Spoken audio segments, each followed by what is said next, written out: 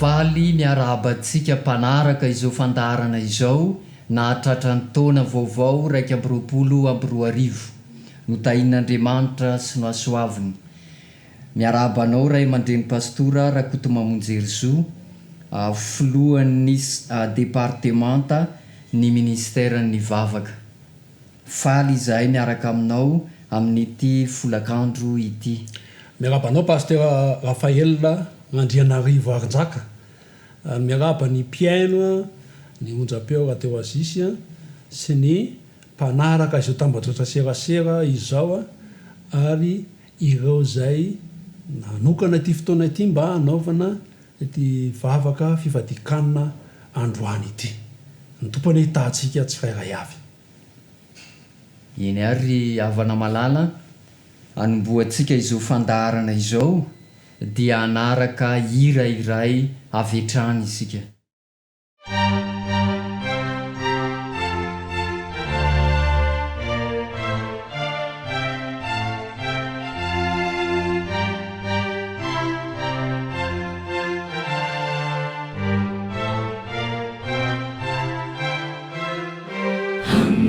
Siki yakacha wanyandalicha uti injay awamirai tuiramba hasambacha uirayu manjakizai aminanjamanicha niyakachani lalala terini ande annana nefairini tanzuna ifatazandavicha kua aingauni herina tiuela teua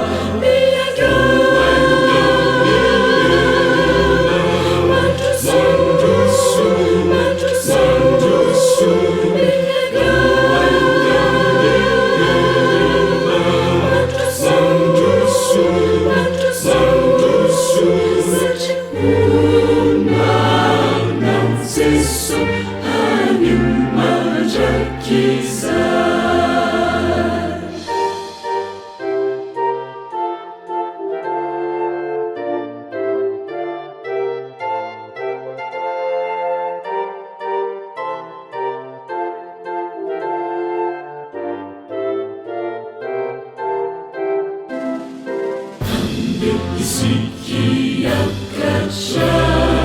yakacha wanyandalicha tiuela izosiana teutena sambacha ratafita aminidi teilauzanangeti teilazaureunamana tuireu sakaizana razauwe uwaziku laitanana luvasu del Jerusalem ava misiananjamalicha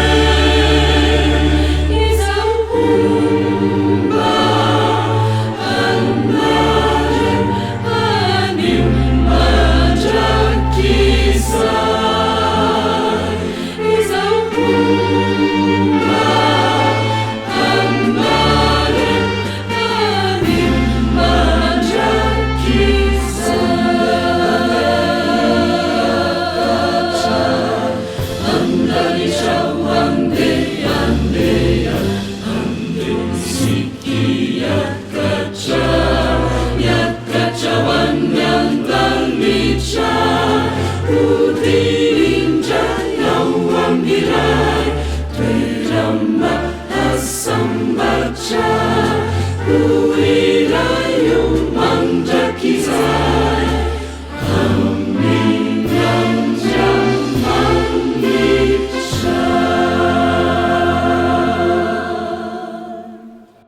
Iary vavaka isika tompoko.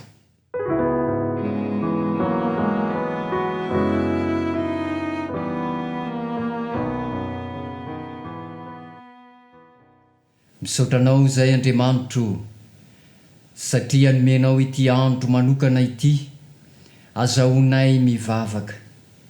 Misaotranao ihany koa satria nomenao ny boky taridalana dia ny tenin'Andriamanitra mba hangalanay ireo filamatra mahasoa sy mampandroso ny mahaolona ny satokantrano ary ny firenena.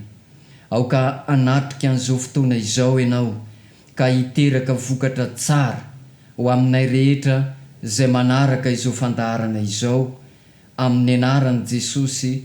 Amen.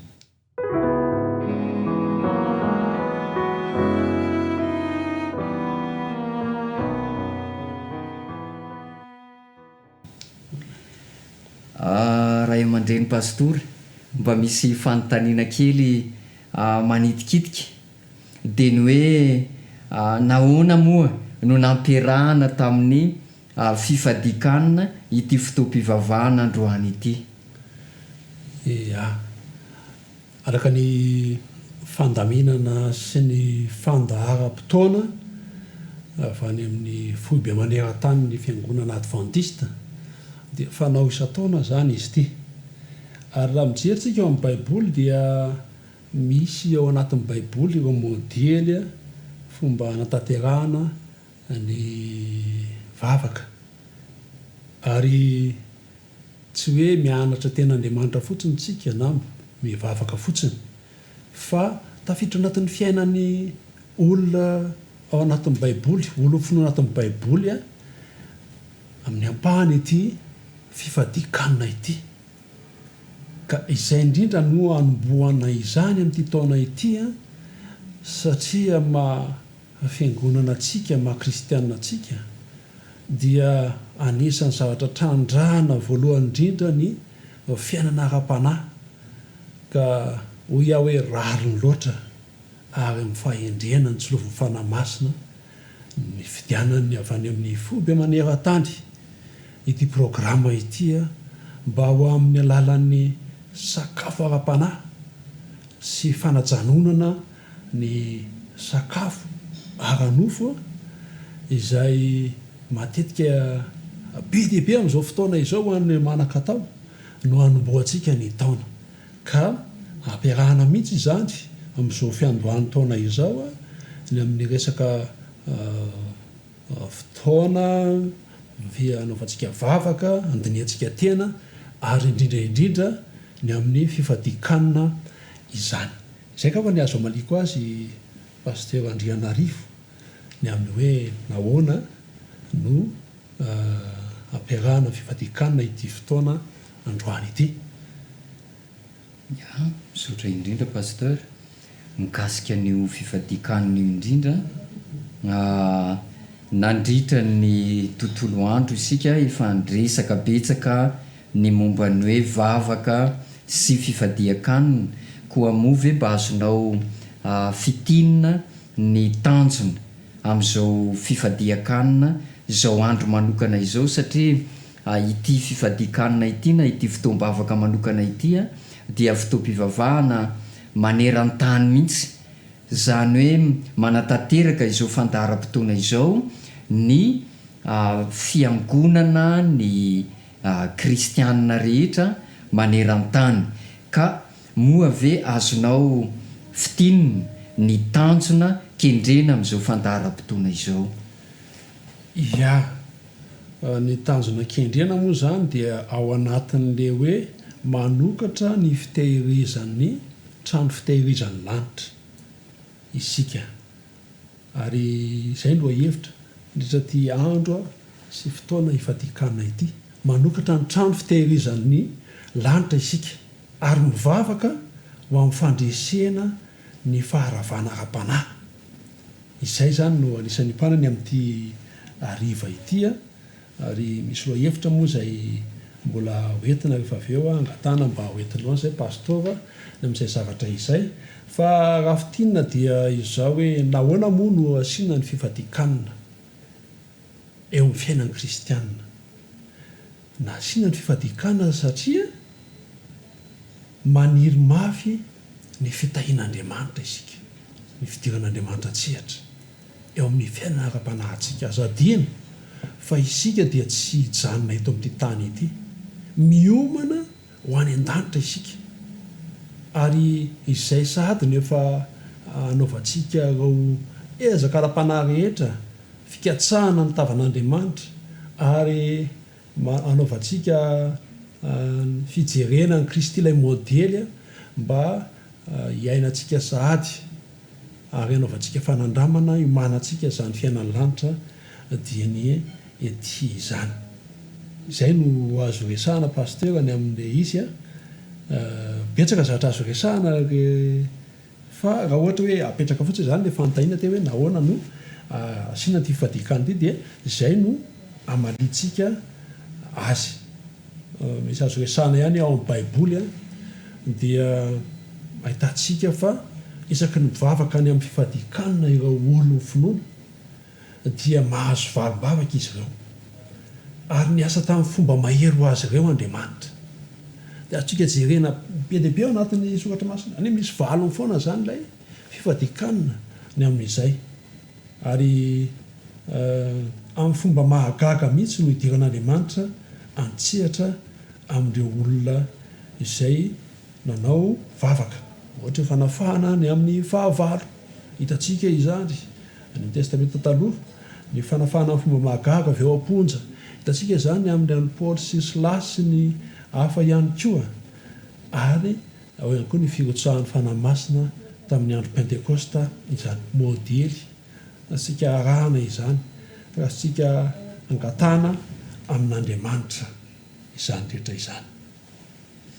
Misaotra betsaka pasteur, mahatonga n'Andriamanitra hiasa izany vavaka fifadiakanina izany koa ny faniriana ry havana malala dia ny andiniantsika ireo fitahiana rehetra izay nomen'Andriamanitra antsika nandritry ny taona iny ary ny dingana izay azo tanterahina amin'izao taona vaovao izao mba hitombon'io fitahian'Andriamanitra io. Ka ny fanirianay ito mpendohana dia ny hoe ny andraisantsika fanapahan-kevitra rehefa vita izao fotoana izao mba hitombony ny fitahian'Andriamanitra eo amintsika tsirairay avy. Koa anaraka hira anankiray isika mialohan'ny hidirantsika sahady amin'ny fandaharana manaraka. Azafady pasteur misy mialohan'ilay hira dia misy fanamariana kely zany izay tsara atao anatin'ilay antso amin'ny fifadikanina ihany satria raha misy fotoana eo amin'ny tantara tokony hikatsahantsika maika dia maika ny herin'ny fanahy masina dia izao ankehitriny izao zany ary miaraka amin'izany ity fifadikanina ity satria nahoana ho itsika mandalo fotoan-tsarotra anie ny fiaina eto amin'ity tany ity indrindra amin'izao fiainana izao raha tsy resaka fotsiny isika ny amin'ity areti-mandringana ity izay mbola tsy tena afaka tanteraka eo amin'ny fiainan'ny zanak'olombelona ary mamono olona amanetsina zany na dia tao anatin'ny volana vitsivitsy mbola tsy ampy herintaona akory ary no nisy iny dia betsaka ireo fa maty ny amin'izany betsaka ny fanahitainana ny fijaliana mitombo fatratra izany toejavatra sarotra zany eo amin'ny fiainantsika ao ny fahadisom-panantenana maro ireo olona maty tsy nahana fanantenana ny amin'ny mpamonjy inona no andraikitsika kristianina manoloana izany ary mihodina anatin'izay daholo zany lay hoe fifadikanina ho an'ny tenatsika ary inona ny ataontsika ho an'ny hafa satria matoantsika mahafantatra sy mitady an'Andriamanitra nisy nilaza tamintsika ihany dia hoy Jesosy izay nahazo maimaim-poana dia oka hizara maimaim-poana ary izay no iompana ny zavatra izay ataontsika amin'ny rahalahy miaraka amin'ny mpiaino sy mimpanaraka amin'izao folakandro izao inona no andraikitsika ary inona ny zavatra gatahtsika sy tondra inona ho atsika ty fifatikanina atao androany ity eny ary afaka manaraka ny hira isika araky ny efa natolotrao teka ampiandohana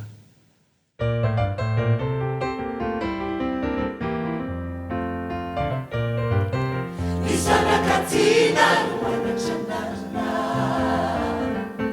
torona-ny mety halalany marina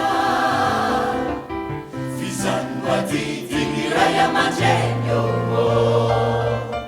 itsinjonidiny omeny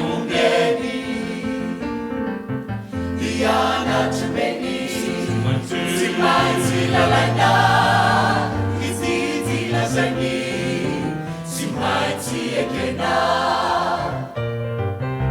izanakatina no anatranarina torona-ny mety halalany marina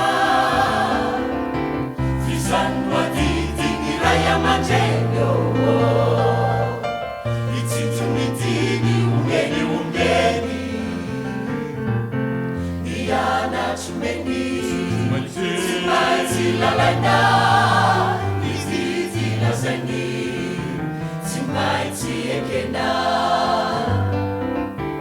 ny fahasambarana mony indrindra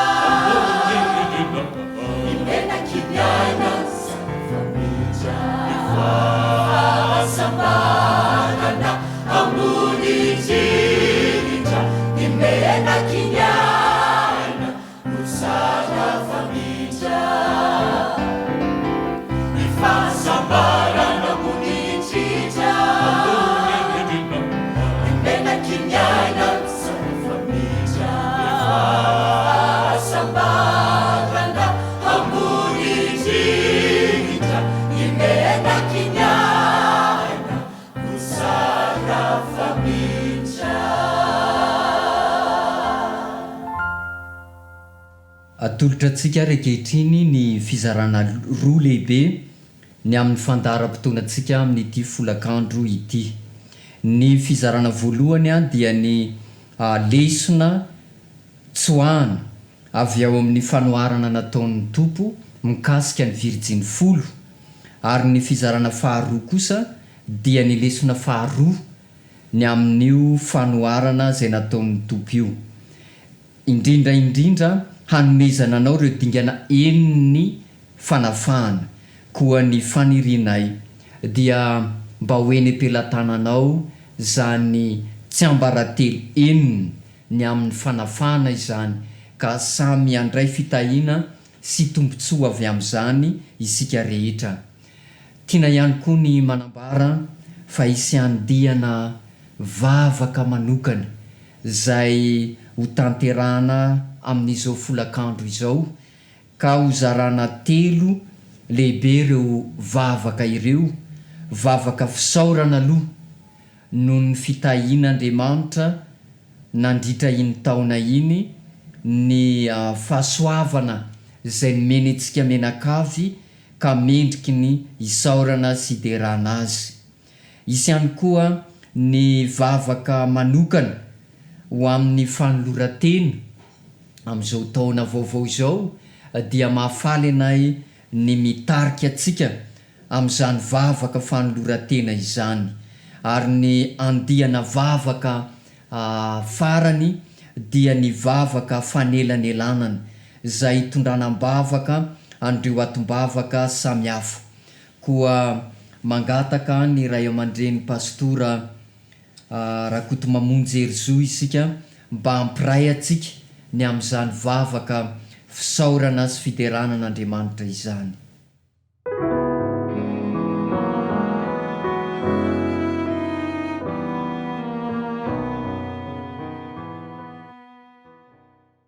Andriamanitra amin'izao fotoana izao zay dia manandratra vavaka mba ho tafapaka eo an'nytrehan'ny sesa fiandriananao te hisaotranao zay te hidera te ankalaza miaraka amin'ny fanandratana ny anaranao satria tsy misy Andriamanitra lehibe ary tsy misy andriamanitra mihoatra noho ianao. Ilay tompony tompo sy mpanjaka ny mpanjaka. Tombontso lehibe ho anay ny manan'andriamanitra toy izany. Ary reharehanay satria manompo andriamanitra velona izahay. Andriamanitra pahary zao rehetra izao. Andriamanitra mahita ny fiainanay. Eny tsy hitsahatra nisotranao zay raha mbola miaina koa. Ny amin'ireo fitahina be dehibe izay natolotra ao. Misaotra satria Andriamanitra mihainy vavaka ianao ary mamaly izany. Andriamanitra tsy mandainga. Andriamanitra izay miazona ny teninao ary tsy miverina aminao foana ny teninao raha tsy mahavita ny asany eo aminay. Andriamanitra izay mamaly ny vavaka ataonay raha toka mangataka araka ny sitraponao zahay. Misatranao izay satria Andriamanitra mamela heloka ianao, mamindra fo miantra. Andriamanitra izay tsy vitany mamela ny helokay fa manampy anay mba hanitsy ny dianay. Dia ny afaka manadio anay, ho afaka amin'ny tsy fahamarinana rehetra. Misaotra ny amin'ireo teny fikasana lehibe izay atolotra ao. Misaotra ny amin'ny famindram-pona ao izay atolotra ao anay, vaovao isa-maraina izany ary anandramanay mandrakariva eny nandritry ny taona lasa iny. Nahitana izany. Ka indreto izay mbola velonaina eto amin'izao fotoana izao. Misaotra satria na dia teo ary ny arety mandringana dia mbola nomenao fahafahana izay, nomenao ny fiarovana ary tanteraka ny teny ao amin'ny salamo izay mampiseho fa na misy arivorivo sy alinalina aza izay ringana eo amin'ny kavisy akavananay dia hijery fotsiny izay satria ianao no momba anay amin'izany. Eny na dia teo ary izay namoy havana tao ihany koa izay nidosy ny fahafatesana dia misaotra anao ihany koa satria ianao ilay Andriamanitra mpampionona. Ianao ilay Andriamanitra izay afaka manome fanantenana ao am-pony tsirairay azy, manome fampaherezana ihany koa. Andriamanitra, misaotra anao izay satria Andriamanitra fitiavana ianao. Andriamanitra izay manomana fiainana mandrakizay ho anay.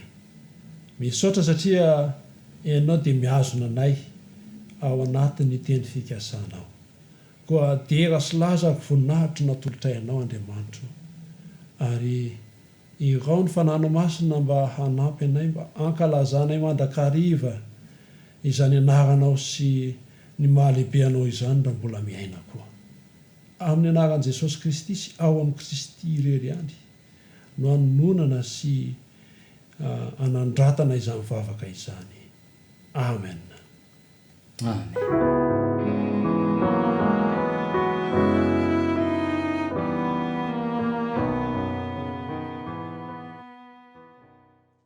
Ry havana malala, andeha ka lesona avy ao amin'ny fanoharana izay nataon'ny Tompo ny nikasika andro Virjiny folo ao amin'ny tenin'Andriamanitra isika. Ndre mandeha dia nisy mpanjakavavy anankiray anahy izay nilaza toy izao: ny lehibe indrindra eo amin'ny fiainako izy dia ny finoko fa ho avy ny tompon-dray androany ary ananga anay amin'ny maty. Ny lesona voalohany hotsoahantsika dia ny hoe inona ny lehibe indrindra sy tokony atao maika indrindra amin'izao vanim-potoana izao. Eto amin'ity fanoharana ity dia maneho fomba izay mahazatra ny mpiaino azy ny Tompo. Satria tamin'izany fotoana izany rehefa misy tovolahy izay mikasa ampakatra tovavy dia mandeha miala eo an-tanàna izy ka mandeha any amin'ny toerana misy andrazazavavy ary dia hotronony mpanotrina maro izy ireo ary dia miverina any an-tanàna raha zazalahy miaraka amin'ny tovavy hotronony ireo mpanotrina azy. Manetriketrika izany ry havana lehibe zany fotoana izany ary no araraotiny tompo ity sary ity mba hazahoana manolotra filamatra lesona sarobidy mandritra ny vanim-potoana rehetra.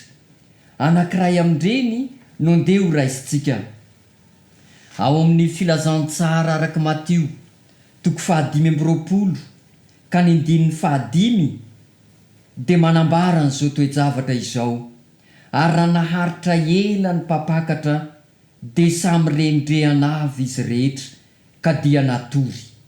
Ary noho ny mamatonalina dia nisy antso hoe indri ny mpapakatra mivoamba hitsena azy. Dia nitsangana ireo virjiny rehetra ka samy namboatra ny fanalany. Dia hoy ny adala tamin'ny endry: mba homeo kely amin'ny solika-reo zahay, fa efa ho faty ny fanalanay. 7 fa ny endry namaly ka nanao hoe: sao tsy ampy ho anay sy ho anareo, fa mandehana makany ampivarotra ianareo ka mividiana ho anareo. Fa raha mbola lasa nividy izy, tonga ny mpapakatra, ary izay efa niomana dia niara-niditra taminy tao amin'ny fampakaram-bady, ary dia narindrina ny varavarana. Ary rehefa afaka izany dia tonga kosa ireo virjiny teo ka nanao hoe: tompoko, tompoko, voay zahay. Fa izy namaly hoe: lazaiko aminareo marina tokoa, tsy fantatro ianareo. Ry havana malala, tsy ampiny hoe mino fa ho avy tokoa ny mpapakatra. Tsy ampiny hoe mpandray anjara ao anatin'izany fitsenana izany, satria voalaza eto fa nisy ampahany tamin'ireo mpiandry. Ireo no nandalo fanandramana mampalahelo. Lazain'ny tompo amin'ny 2:20 fa tsy fantany akory izy ireo. Eny ry havana, ny 3:20 dia manambara manao hoe: koa amin'izany miambena ianareo, fa tsy fantatrareo na ny andro na ny ora. Ao amin'ny filazantsara araka Jaona 5 ary ny 15 sy ny 7 dia manambara an'izao teny manaraka izao. Jaona 5 ka ny 15 lazaiko aminareo marina dia marina tokoa, avy ny andro ary tonga ankehitriny izay andrenesan'ny maty ny feon'Andriamanitra, ka izay mandre dia ho velony. Marina ny voalazan'ny mpanjakavavy anary havana, fa lehibe eo amin'ny fiainany ny mino fa ho avy ny tompo, ary atsangana izy amin'izay fotoana izay. Kanefa eo amin'ny 7 dia manambara toe-javatra anankiray izay lehibe kokoa noho izany finoana ny fahatongavan'i Kristy, ny finoana fa hitsangana amin'ny maty izany. 7 mantsy dia izao ny voalaza: dia hivoaka izy izay nanao ny tsara dia ho any amin'ny fitsanganana ho amin'ny fiainana, ary izay nanao ny ratsy kosa dia ho any amin'ny fitsanganana ho fanamelohany. Ry havana malala, karazana fitsanganana roa no ambaran'ny tenin'Andriamanitra. Ny anankiray ny fitsanganana ho amin'ny fiainana, ary ny faharoa dia ny fitsanganana ho amin'ny fanamelohany. Ny fanirianay dia ny andraisantsika anjara ny amin'ny fitsanganana ho amin'ny fiainana, satria tokoa ny bokin'ny Matio izay novakitsika teo dia manambara karazana virjiny roa. Ny anankiray lazain'ny tenin'Andriamanitra ho hendry, ary ny faharoa dia lazain'ny tenin'Andriamanitra ho adala. Ireo lay toerana roa, ireo lay karazana mpino roa: mpino hendry sy mpino tsy hendry. Ny fanirian'ny tompo dia ny ahatonga antsika ho mpino, mpiandry ny Kristy manantena an'izany vanim-potoana izany mba ho mpino hendry isika. Fa inona moa no atao hoe mpino hendry? Ny ao amin'ny filazantsara araka Jaonny 5:12 ary eo amin'ny 4 dia zao ny voambara: tomoera amiko ary izao aminareo. Ny mpino hendry ry havana malala dia izay mitoetra eo amin'ny Kristy, izay mifandray amin'ny Kristy, izay miaraka amin'ny Kristy, mifandray aminy, miara mandeha aminy. Dikan'izany, raha tianao ny hiaraka amin'ny Kristy dia tsy maintsy misaraka amin'ny zavatra hafa ianao. Tsy eken'ny tompo raha toa ka miaraka aminy, sady miaraka amin'izao tontolo izao isika. Tsy eken'ny tompo raha toa ka mikambana amin'ny Kristy sady mikambana amin'izao tontolo izao. Fa ho indrindra izy tsy misy mahay manompo tompo roa, fa ny anankiray ho tiany ary ny anankiray ho alany. Tsy maintsy misaraka amin'ny fotoana isika, tsy maintsy misaraka amin'ny toerana isika, tsy maintsy misaraka amin'ny toe-javatra izay mampanalavitra antsika amin'ny Kristy isika. Lesona tsoahana mikasika ny Virjiny folo. Hoy ny tompo aminao amin'ity folakandro ity: noho ianao ny jaliko teo amin'ny hazo fijaliana, raha mitsahatra ianao ny amin'ireny fotoana sy toerana izay mampanalavitra n'Andriamanitra ireny, dia ho avelan'ny Kristy ny elokao. Raha mitolona ianao dia ho ampiny, ary raha mandresy ianao dia ho satrohy ny voninahitra. Hoy ny kristianina anankiray indray andro, aneho fahagagana mba hino, te ahita ny rano ho tonga divay aho. Ry havana malala, ny tena mpino marina dia tsy izay mpino mino satria mahita fahagagana, tsy ny hoe te ahita ny rano ho tonga divay aho, fa ny tena mpino kristianina dia ny manaiky ny divay mba ho tonga rano ihany koa. Tsia ry havana malala, ny finoana dia tsy ny fanekena ihany, ny tsotra anjaro tsara, na ny fanekena ny rano ho tonga fiadanana, fifaliana, fahombiazana, fa ny tena mpino dia ny fanekena ihany koa ny fiadanana anjaro tsotra, ny divay anjaro rano ihany koa. Fa na izany na tsy zany, ny lesona tsoahantsika dia izao: tsy lay hoe mino fa ho avy ny tompo. Ny lehibe indrindra dia tsy ny finoana fa ho atsanga ny tompo amin'ny maty. Fa mbola misy lehibe noho izany ry havana malala, dia ny hoe miambena mba handraisantsika anjara amin'ny fitsanganana ho amin'ny fiainana. Dikan'izany dia izao: aoka hisaraka amin'izay rehetra mampalahelo n'Andriamanitra isika. Dikan'izany aoka hitsahatra eo amin'ny toeran'ny fahotana isika. Aza matahotra fa raha mandalo fotoan-tsarotra ianao, izao ny voambara ao amin'ny Salamo 50 ary ny 5:5.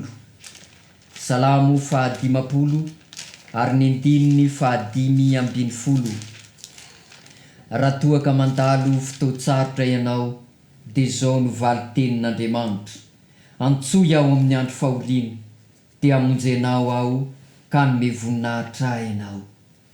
Raha toa ka nandalo fahadisom-panantenana ianao nandritry ny taon-dasa iny, ka mila ho kivy amin'izao taona vaovao izao, mbola manana teny aminao ihany koa ny tompo ao amin'ny Salamo 50 ary ny 1 ao amin'ny Isaia azafady 50 ary eo amin'ny 7:20, dia zao no valitenin'Andriamanitra ho amintsika menakavy: mampatanjaka ny reraka izy, ary zay kely ery dia omeny ery b mbola toizanyzany amin'ny andiny faraky amin'ny telopolo ho anao zay mandalo fahadisompanantenana amin'izao fotoana izao ary mitadokivy amin'ny toejavatra zay manjoanao.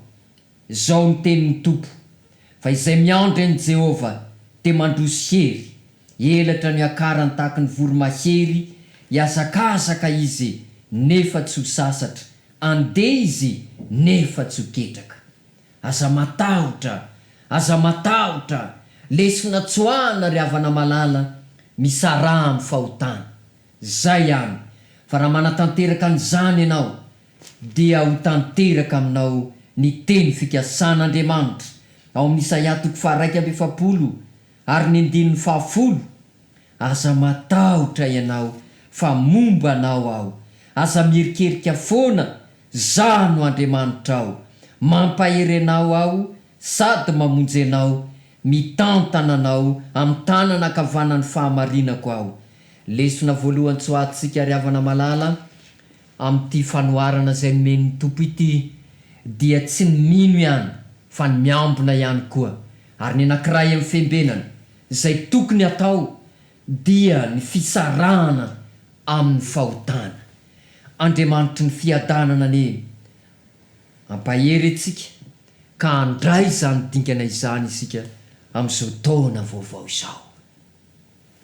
Ankehitriny ary ry havana malala dia anaraka hira anankiray isika, ary aorinan'izay hira izay dia hiditra amin'ny fotoam-bavaka faharoa isika, satria fotoam-pivavahana fifadian-kanina ity androany ity ko dia ho betsaka ny vavaka zay arahantsika manatanteraka ary ho taritinay ankehitriny.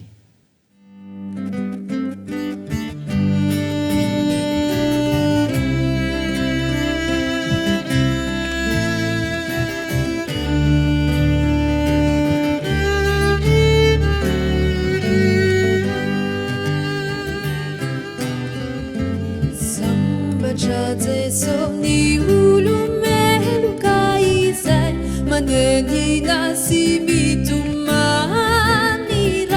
mipanzi nani fanavu tanana tauna teu kalvari kamangata kasibitala famela na eluka amina urai sisanaka sifana imasina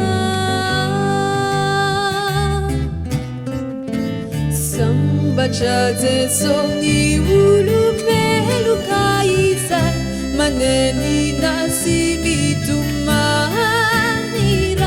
mipanzi nani fanafu tanana tauna teu kalvari kambangada kasibitala famela na eluka amina urai sisanaka sifana imasina hajamani chafitiabana pamela eluka tukuyana Zaniza uluna vibitala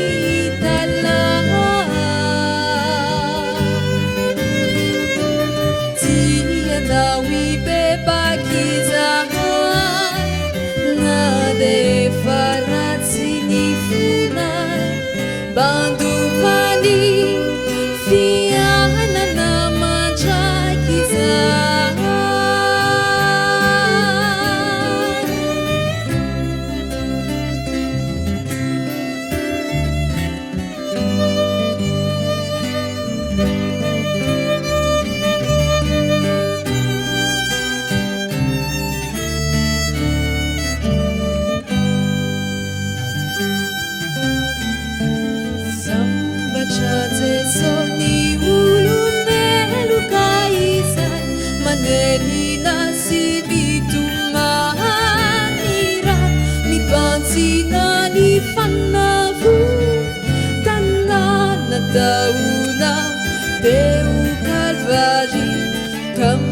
mangataka silitalaho famela na yeluka amina urai si zanaka si fanai masina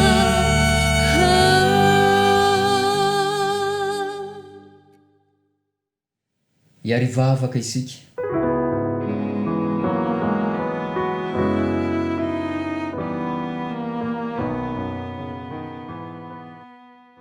misotranao izay Andriamanitro ranomenao ny sary fanoarana mikasika ny virjiny folo nasehonao tamin'izany fanoarana izany fa lehibe ny mino fa ho avy ny tompo izay aseho atsara amin'ny mpampakatra nasehonao fa lehibe ny mino fa hitsangako velona izay maty amin'izany fotoana izany kanefa ihany koa ny lesona lehibe indrindra dia ny fiambenana mba hitsangana ho amin'ny fiainana nampianarinao anay ary amin'izao tapany voalohany izao ny dingana izay tokony ho raisina amin'izao taom-baovao izao dia ny misaraka amin'ny fahotana miala amin'ireo fahazaran-dratsy ary misaraka amin'ireny toerana rehetra izay mampalahelo an'Andriamanitra ireny indro izahay tompo miseho eto anatrehanao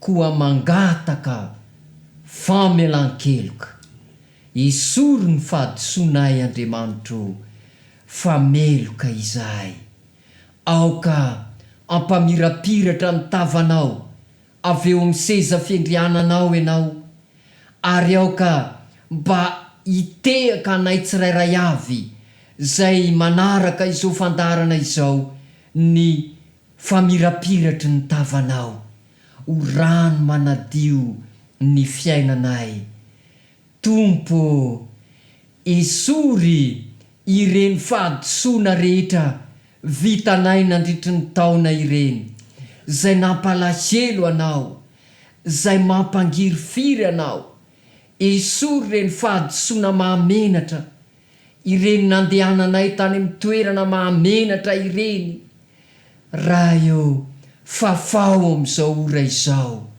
diovy mba ho madio mangarahara izahay tianay tompo amin'izao fendohan'ny taona izao raha ho kristianina voavela heloka izahay mibebaka Andriamanitro mifona eto anatrehanao mangata-pamelana koa amino izahay fa rehefa vitanay ny anjaranay dia ho tanterahanao kosa ny anjaranao fa ho indrindra ianao raha miaiky ny fahotana izahay dia matoky sy marina ianao ka mamela heloka sy manadio anay ho afaka amin'ny tsy fahamarinanay rehetra mba ho tanteraka aminay menakavy izany satria angatahanay amin'ny anaran'i Jesosy amen.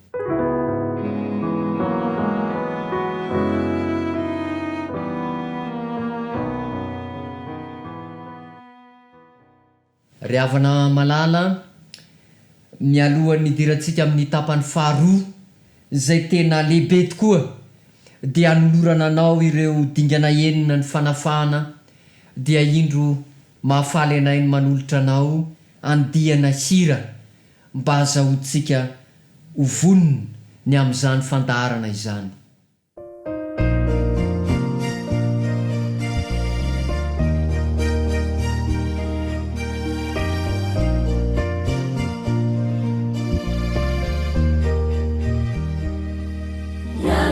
Sono si manao le panumezao le cisao cazzissima sulanao zesso senti cullo chiamao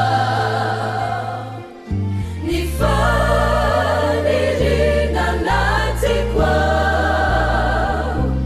i tuoi chiamato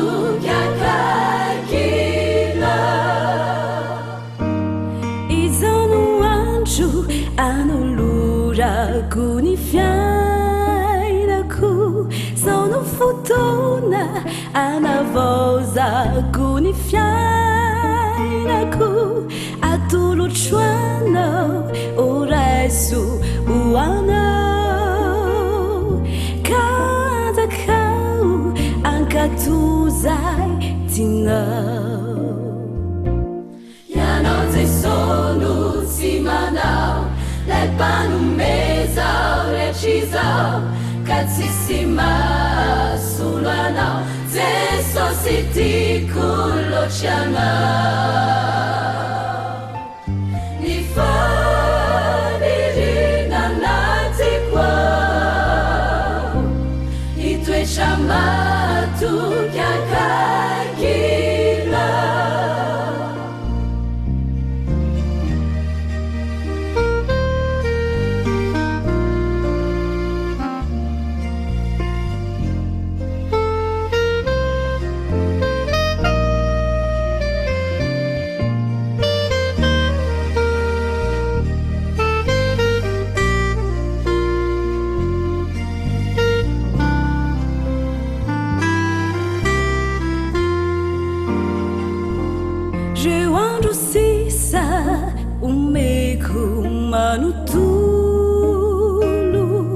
Achaminyaikyo teo afoko anao daholo fa ianao no mahasambatra eny ianao no miaro sy mitay ianao jesono tsy manao lay mpanomezao rehetrzizao ka tsisy mahasolo anao jesosy tiako loatry anao ny fanirina anatiko ao hitoetra matoky akaikina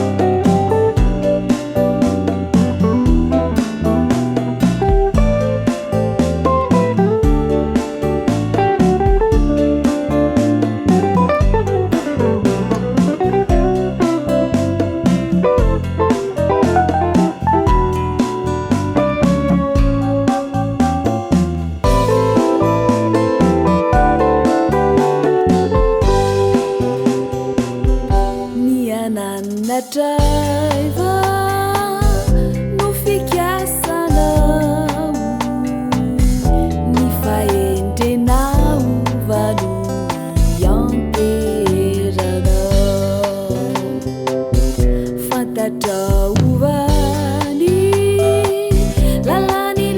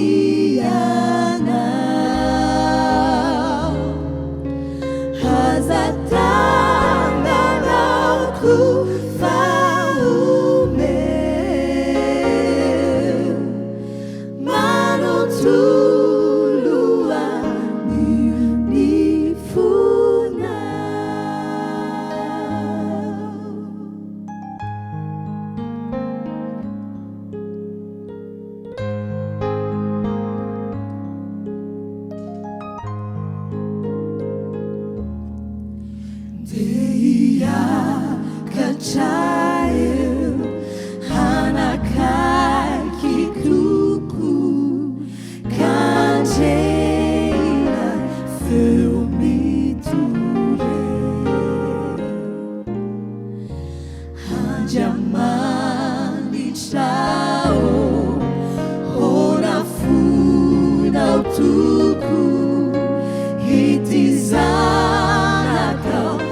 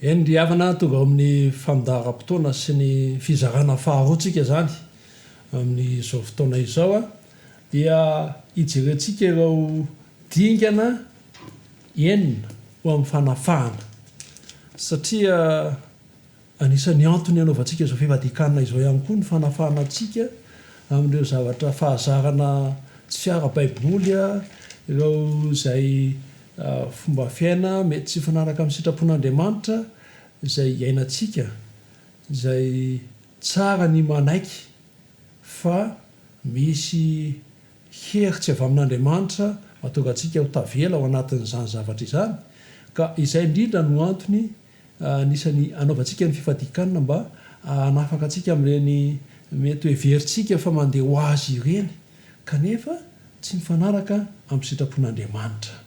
Izao ny zavatra tokony ho tsarotsika afaka manao zavatra bebe kokoa ho antsika Andriamanitra ao anatin'ny ora iray mihoatra noho ny vitantsika nandritry ny androm-piainantsika manontolo ary izany no ararotontsika ao anatin'izao fifadikanina izao ka ao anatin'ny ora iray dia afaka mino isika ary mandray an'Andriamanitra mba hanao zava-dehibe eo amin'ny fiainantsika tsy ho vitantsika mandritry ny androm-piainantsika fa vitan'Andriamanitra izany ary anisan'ny antony izao fifadikanina izao izany tsara ny manamarika ty am-piandohana fa ny fifadikanina dia mihoatra noho ny tsy finanana sakafo fotsiny ihany.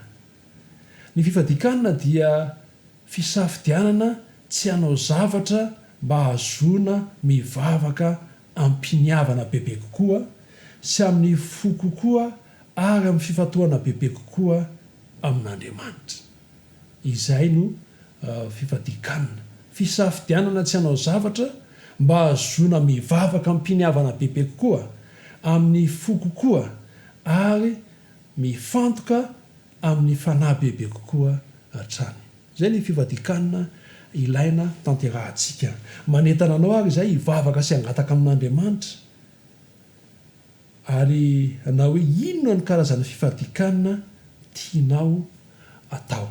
Raha miresaka zay tsika dia tsara ny manamarika fa sa manana ny toe-batantsika isika rehetra ary ny fifadikanina dia tsy fampijalitena na azakazaka lavitrezaka ka fikirizana fotsiny no atao fa ny fifadikanina dia araka le voalaza teo dia mba ahafahantsika mifantoka mifandray misimisy kokoa amin'Andriamanitra izany.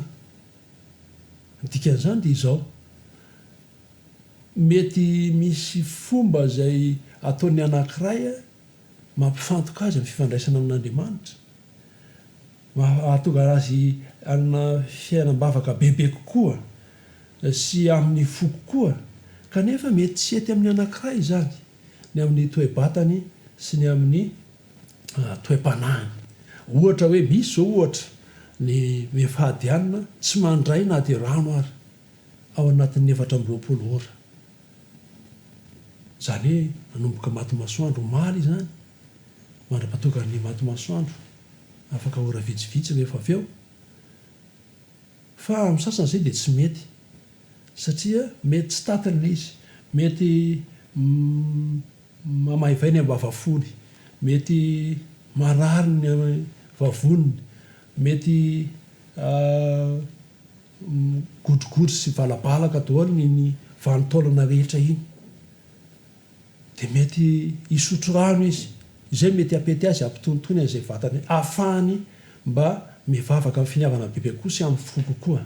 Le anankiray nefa izay tsy mikasika na dia rano vao misotro rano dia mety tsy mifantoka mety misy mihitsy afa tonga amin'ny hoe fihinana voankazo kely ny sasany fihinana ranom-boankazo tsy manao le sakafo be sy sakafo any-pitoloha le hoe fiaino hatretỳ amin'ny tenda kely fa tena tsy mampifantoka ireny fa misy ny sasany zany raha tsorina dia hoe mety tsy fantoka izy raha tsy misy zavatra kely ao anatin'ny vavoniny efa anatin'ny fifadiana daholo izany. Misy indray ny ohatra hoe tsy mihana sakafo toy ny sakafo andavanandro mihinana nofon-javatra fa voankazo legioma sy ny voamaina zava-maniry fotsiny a no haniny dia ny tsirairay zany mahita an'izay fa ao anatin'ny fanaovana fanandramana ny amin'izay no ahitana hoe mifantoka amin'ilay fifadikanina sy ny vavaka zay atao ve ianao manao vavaka amin'ny fo ve sa lasa mivezivezy ny saina mivezivezy ny fanahy ka dia ny tsirairay zany no mahafantatra hoe ity no mety amiko ny hevitibe amin'ity fifadikanina ity dia izao fa ny sorana ireo zavatra manelingelona mba hahafahantsika mitady an' jesosy amin'ny fo manontolo fa ny sorana ireo zavatra manelingelona mba hahafahantsika mitady an' jesosy amin'ny fotsika manontolo izay no hevitibe izay ny amin'ny fifadikanina ahaveriko farany fa ny sorana ireo zavatra manelingelona mba hahafahantsika mitady an' jesosy amin'ny fotsika manontolo dia izay ny anton'ilay fifadikanina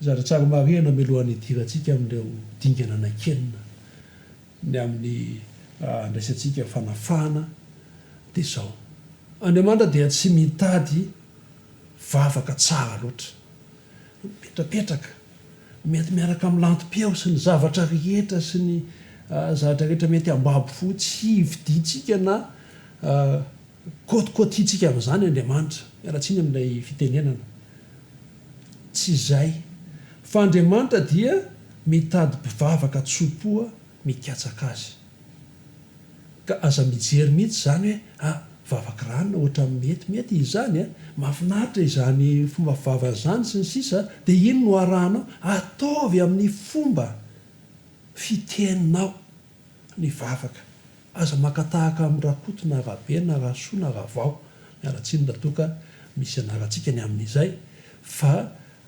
ataovy amin'ny fo tsotra ary ataovy fantatra andriamanitra fa mikatsaka azy ianao ao anatin'ny vavaka aza atao lavabe raha vavaka irahana amin'ny olona sy ampabe maso fa raha vavaka ho anao manokana dia tsy maninana mandany ora maromaro eo anao iresahana amin'ilay andriamanitra izay tiatsika any an-danitra inona reo dingana enina ho amin'ny fahafahana izay ilaina sy tiana mba tateraka eo amintsika melohany diratsika amin'izay dia antsika anaraka hira anankiray indray mba iomanantsika ho amin'izay dingana enina ho amin'ny fanafahana izay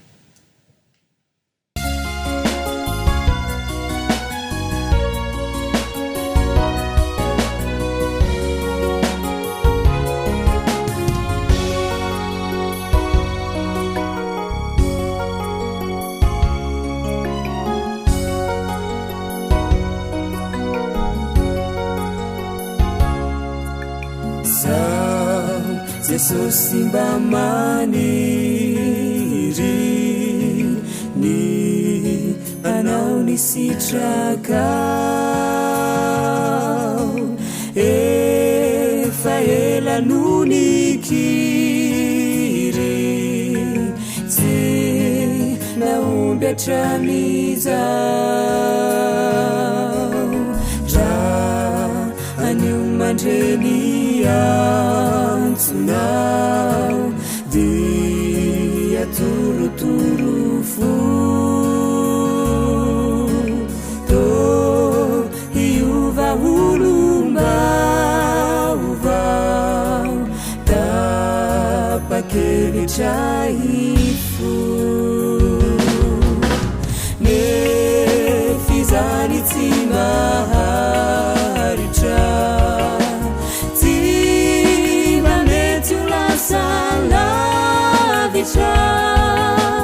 rahapitsudeindai numalikulu miverina hindrai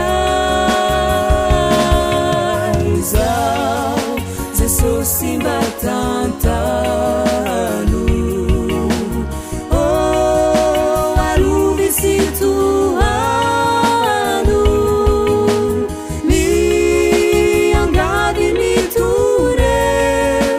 Jesosy vunzeu tizandi na vunzeu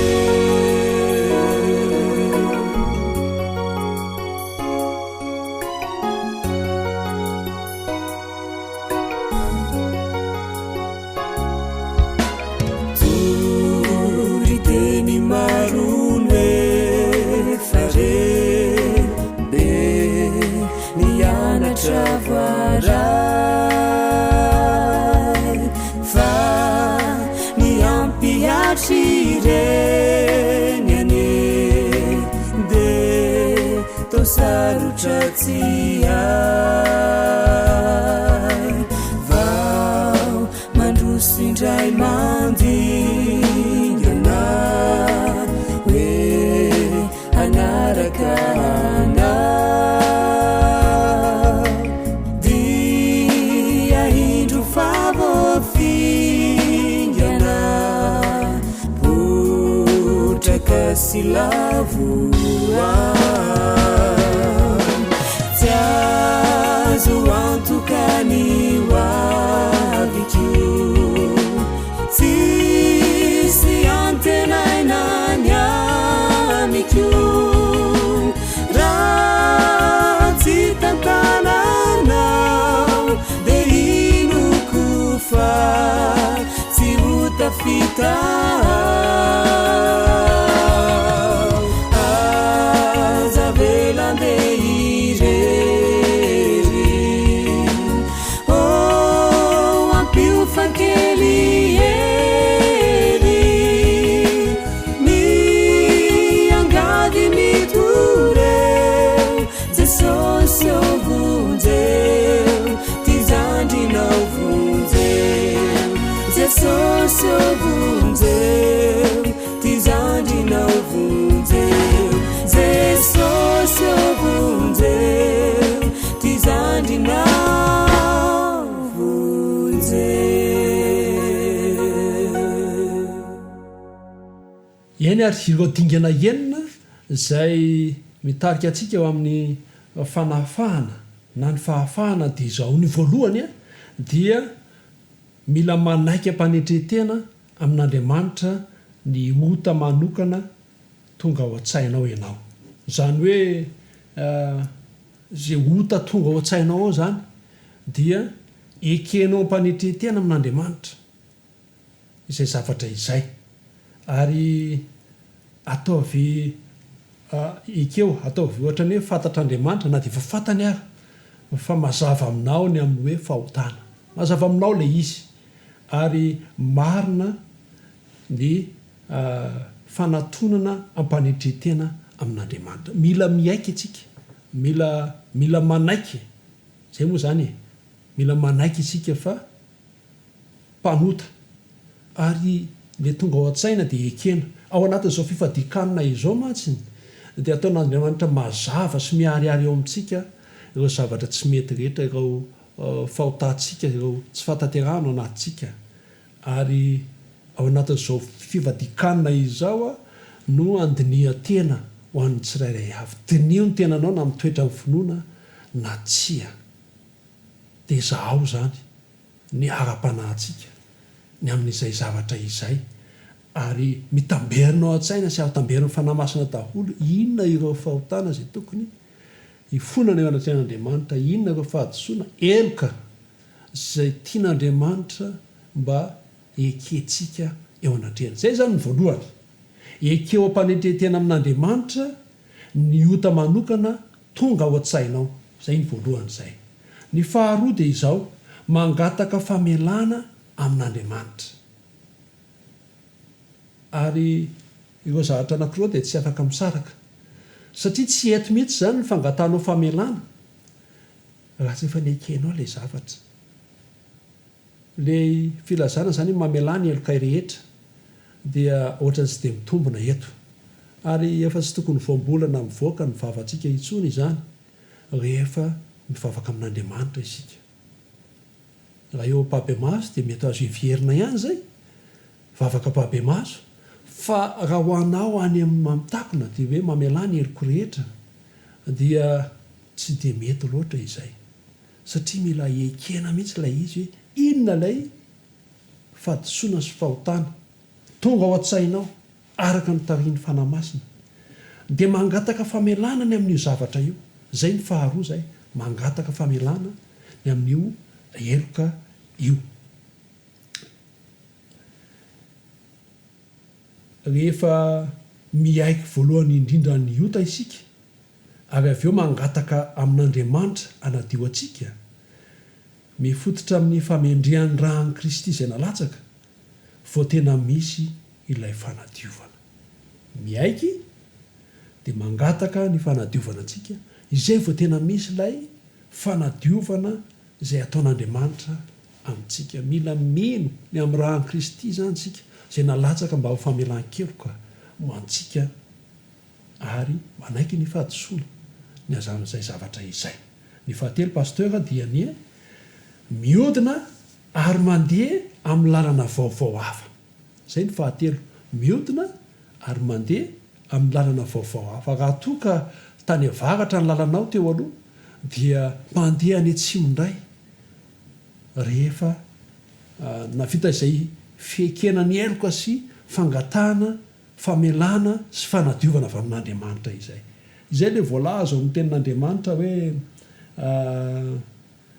izay manafina fahotany tsy ambinina fa izay mitsotraka mahafoy azy no azo famindrapo.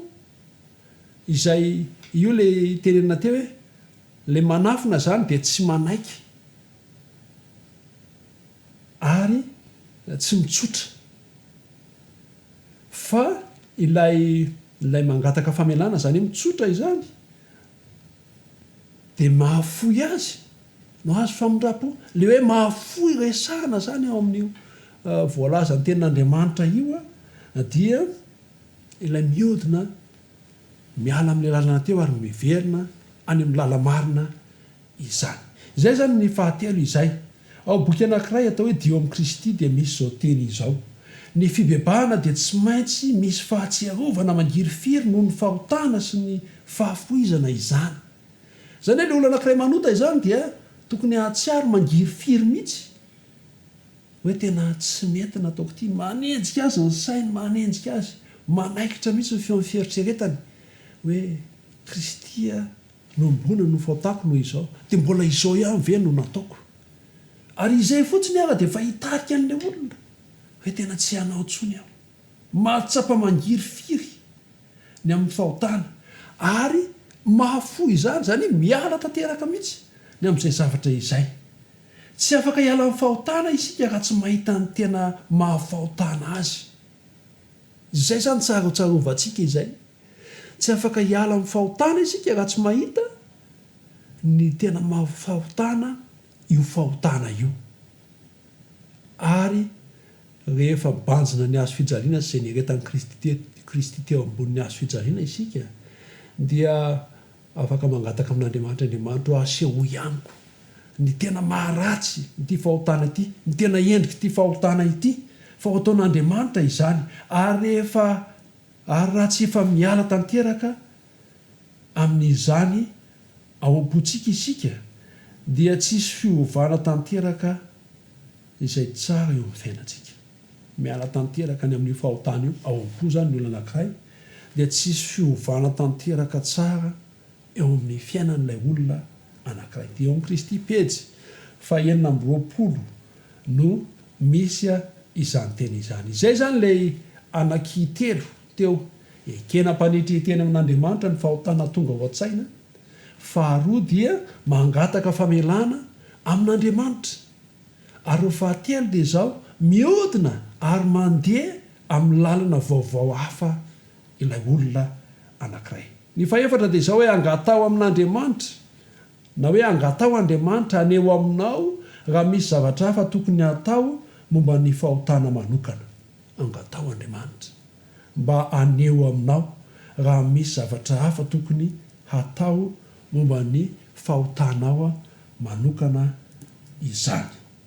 Raha misy fiatraikany eo amin'ny hafa ny fahotanao dia tokony anatona ireo izay niara ny vokatra izany fahotana izany ianao. Raha mpabe maso dia ekeo ampabe maso ary eo ka angataka famelana amin'izy ireny. Na mamela aza izy ireo, na mamela izy ireo na tsia, dia anjaranao ny manao izany fangatana famelana izany farafaratsiny izany. Angatao amin'Andriamanitra izany ny mba haneho aminao ny zavatra hafa tokony hatao momba ny fahotana manokana. Io zany lay mety anatona an'ilay olona ianao ny amin'izay toejavatra izay. Ny fahadimya dia izao ry havana, arao zay hitariny fanahin'Andriamanitra anao, arao zay hitarian'Andriamanitra ny fanan'Andriamanitra anao mba hatao, satria fanan'Andriamanitra io dia hitarika izy. Andriamanitra dia hitarika anao amin'ny zavatra zay mety atao.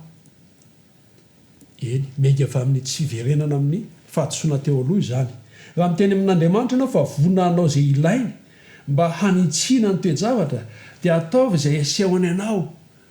Azy inona fa ho asehon'Andriamanitra miharihary, na dia ao amin'ny fieritreretanao fotsiny aho hoe ity lalana ka izory. Izay no tian'Andriamanitra atao amintsika. Takio zany teny fikasana izany, ary aho ka atoko fanampy anao izy mevavahatrany araka ny teny fikasan'Andriamanitra isika ry havana. Mila manaraka zany zay hitarian'Andriamanitra atsika isika. Mazava io anatin'ny saitsika. Efa firesaka matetika teto ny amin'izay hoe misy safidy roa foana ao anatin'ny saitsika eo, misarika an'io eritreritrsika io. Ity anankiray izay mety ahitantsika tombotsombo vantana ara-nofo, ahitantsika fafinaretana. Ity ny anankiray izay ohatrany tsy dia misy tombotsoa loatra, tsisy vokatsoa loatra, mety tsy zavatra mety tsaika amin'ny vantana amin'ny fiainantsika, mety ho faty antoka atsika, mety tsy azo tombotsoa tahaka ny hafa. Dia za dia hiteny aminao hoe ity anankiray ity no fiain'ny fieritreretana. Andriamanitra miteny aminao, fanamasina miteny ao aminao. Mazava tsara ao an-tsaina zany, ary mahatsapa izany daholo ny olona rehetra. Enina dia hatramin'ny zaza ara dia mahatsapa izany arak'izay takatry ny sainy hoe ity zavatra ity tsy mety nefa tiana atao, ity zavatra ity mety nefa ohatra tsy dia mirona firmakany ny tena. Ino le feon'Andriamanitra iny? Ino lay hitarian'Andriamanitra atsika? Dia aoka sika zany ayanafaka n'izay zavatra izay. Tsisy afa-tsy fangatantsika ny fanamasina izay miteny ary miasa ao amin'ny saitsika sy ny fiain'ny fieritreretantsika, nefa no ahafahantsika miaina izay feon'Andriamanitra izay hoe ity no hitariako anao ka arao. Ny fahenina ry havana dia izao: manomboa manangona andalatsoratra masina misy teny fikasana ho takiana rehefa alaim-panahy iverina amin'ilay fahotana taloha ianao. Mila manomboka zany ianao mandray andalateny eo amin'ny soratra masina, teny fikasan'Andriamanitra izay manome atoky anao fa afaka miditra an-tsehatra izy raha toy ianao ka misy safidiny hiandany aminy,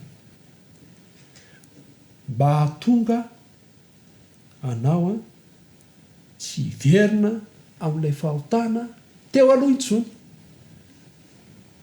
Izay ny fahaenina izay, zava-dehibe izany.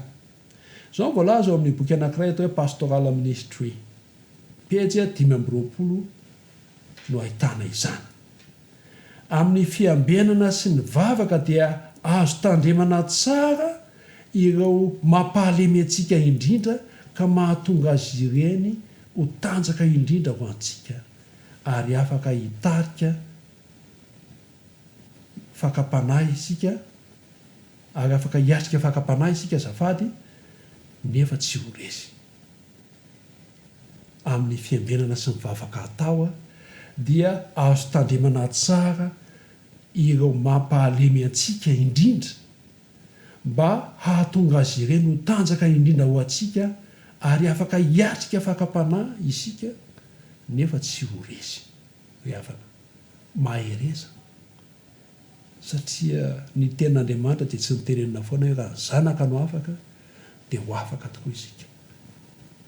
Misy zavatra azontsika atao tsara mba tsy hiverenantsika amin'ny fahotana teo aloha, zay efa nibebahana, efa niekena teo amin'Andriamanitra, ka dia mila manao fanandramana ny amin'izany isika. Andriamanitra mombanao, ka ireo dingana enina ireo dia hozaro ampiarina eo amin'ny fiainana mandrakariva.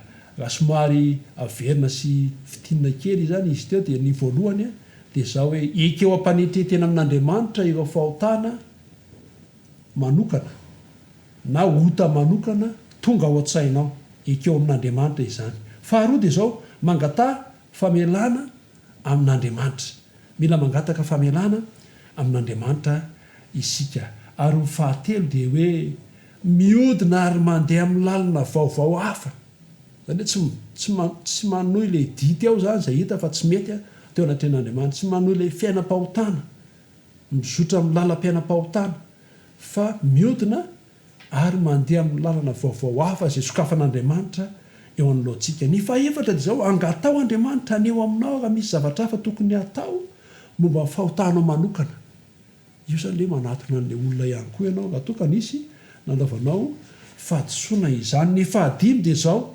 arao izay hitarian'andriamanitra anao mba ataonao arao izay hitarian'andriamanitra anao mba ataonao ary ny fahaenina farany dia zao mila manomboka manangona andalatsoratra masina misy teny fikasana isika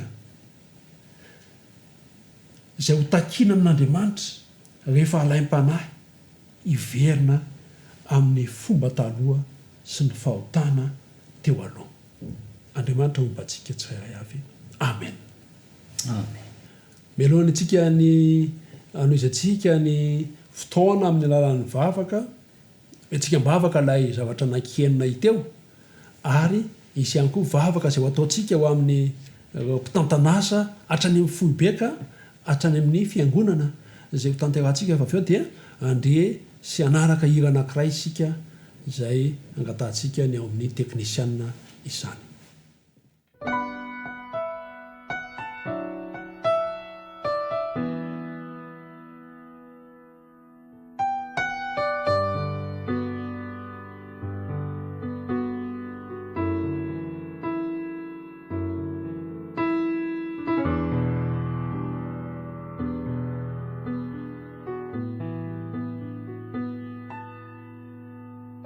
Peu importe ce que tu as fait, peu importe la loi que tu as suivie, peu importe l'œuvre de tes mains, le poids de tes mots qui a changé beaucoup de vie. C'est la foi qui compte.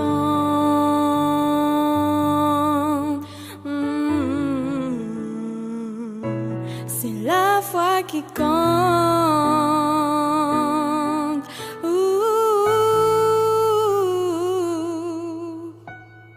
On te juge et assure ce qui est en toi. On te juge à part ton esprit et ta foi. Ton Dieu ne gardera que l'œuvre de ta foi, une foi qui t'est donnée par sa parole sainte. C'est la foi qui compte.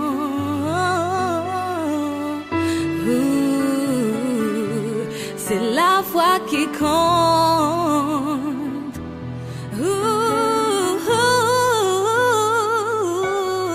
Tu es Dieu, jamais tu ne changeras. Tu es Dieu, jamais tu ne m'abandonneras. Tu es Dieu, jamais tu ne changeras. Tu es Dieu et moi, je sais que tu combats pour moi. Tu es Dieu et jamais tu ne changeras. Tu es Dieu et tu me donneras la foi.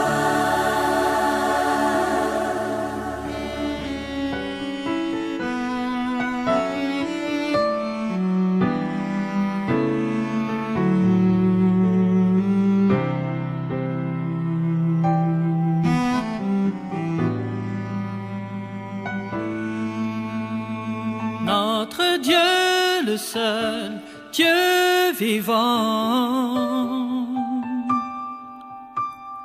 La vraie foi, c'est toi qui la donneras. Et ce qu'il aura, c'est toi qui le choisiras. On te prie aujourd'hui, oh Jésus, donne-nous la foi. C'est tout ce qui compte.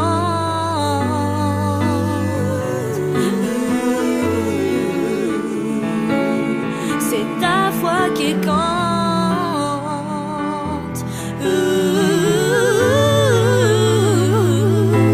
C'est tout ce qui compte.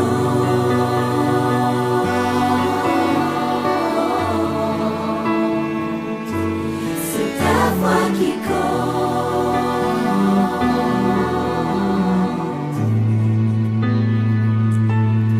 Tu es Dieu et jamais tu ne changeras. Tu es Dieu et jamais tu ne m'abandonneras.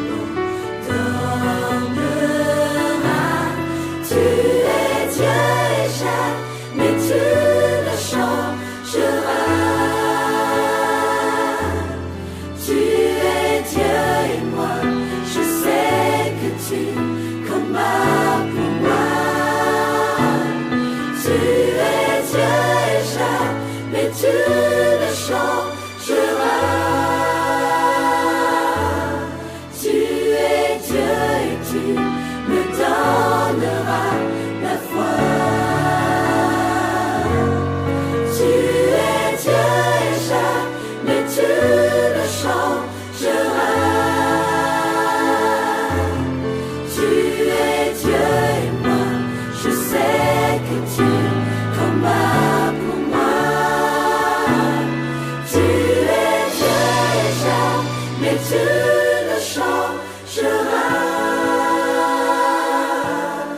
Tu es Dieu et tu me donneras la foi. C'est tout ce qui compte.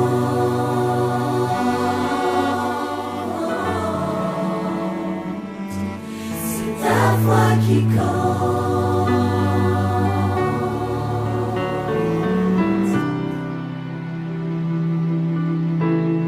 C'est ta foi qui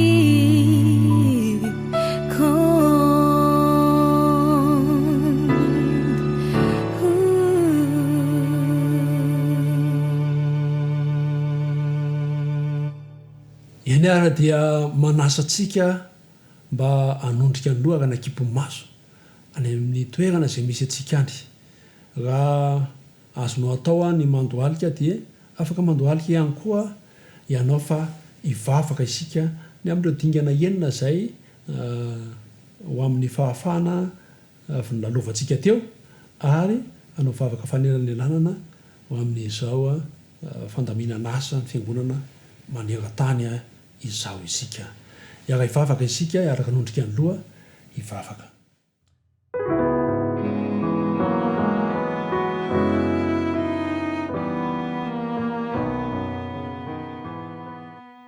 Tovandriamanitra izay tsara indray an-danitra misaotra anao zahay satria tsy vitany hoe eo fotsiny ny teninao dia mikaroka izay mikarataka mba ahazona satakarana izany fa mbola eo ny fananao masina mitady-dalana anay ho amin'ny marina mandrakariva ary mametraka ao an-tsainay ireo teninao teny mamy sy ny teny fikasana rehetra ary mametraka eo am-bavanay ihany koa izay teny tokony ho teneninay tsirairay avy. Misaotra satria misy ihany koa ireo fomba izay ahafahanay mandray anjara amin'ny fanafahana anay izany. Nisy dingana enina ho amin'ny fanafahana izay avy noresahana teo. Andriamanitro, misaotra anao satria mbola mampatsiahy ianao fa ilaina eo amin'ny fiainana sy ny fanarahan-dianao ny miaiky ampanetretena ny amin'ny fahotana izay natao. Miaiky ireo ota manokana izay tonga ao an-tsaina taio izay tsiraray avy reto mba hanaraka izany ary ampiatra izany eo amin'ny fiainana tsiraray avy ary tsy vitany hoe manaiky ny amin'ny mahampanota fotsiny ihany fa mangataka famelana ihany koa ny amin'ny heloka tsirairay avy ataovy tsampanay fa maharikoriko izany fahotana izany ary vona ny ahafo izany izahay tsirairay avy reto. Ny fahatelo tompo dia noresana teo fa mila mitodotoy izay ary mila miverina manao dia miverina tsy manohy ilay fiainana sy ilay lalam-pahotana izay nizorana teo mba hahafahana mandray sy miaino ny fitaridalana izay ataonao. Ampio izay mba hizotra amin'ny lalana vaovao hafa. Ataka aminao izay Andriamanitra mba haneo aminay raha misy zavatra hafa ihany koa tokony ataonay momba ny fahotana manokana izay enanay atoroy anay ary mihery izay mba hanatona ireo nanaovanay fahadisoana, ireo nanaovanay heloka, ireo nanaovanay ny tsy mety, ireo tafitoana noho ny amin'ny nataonay tsirairay avy. Eo ihany koa ny fahadimy dia ny mba amezanao anay hery, anapahanay hevitra anaraka izay hitarihanao anay tsirairay avy. Ary ao farany dia omeo ny teny fikasana izay mampahery izahay mba hanangona reo andalatsoratra masina, ahafahanay miaina, ahafahanay miatrika ny fakapanahy ihany koa mba tsy hiverenanay amin'ireo fomba izay tsy mety teo aloha, amin'ireo fahotana izay nizoranay teo aloha tsy araka ny sitraponao. Andriamanitra meo toky izay fa ametraka izany eo an-tsainay sy eo am-ponay ianao ary aoka ny fanano masina mba hitarika anay mba hanafiniavana sy fanolora-tena anasafidy amin'ireo zavatra ireo ka hiaino ny feonao ao anatin'ny feon'ny fieritreretanay hizotra amin'ny izay mazava araka ny tariny fanano masina.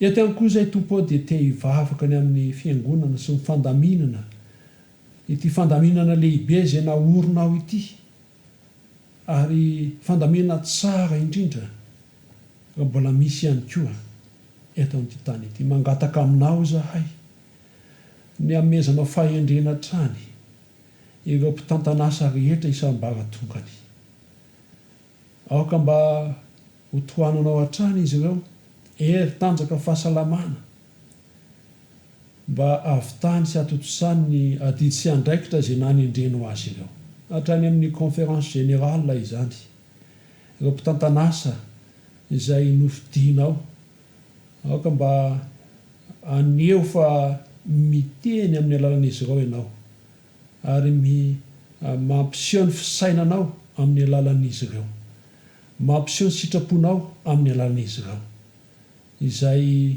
mitarika ireo komity manapa-kevitra sy mpanatanteraka any amin'ny foibe maneran-tany, hamparitaka any amin'ny division ny fivondronam-be ary ny fédération eny hatrany amin'ny fiangonana ary izay tanterahanay. Misy ireo pastora, ireo mpitantanasa maro samihafa ao amin'ny division izay mampita amin'ireo mpiara-miasa ao amin'ny fivondronam-be na ny union izay misy izany dia ny ranomasombe indiana sy misy anay ankehitriny mba azy ireo anao tompo mety ary satria tsy mora ny asan'izy ireo.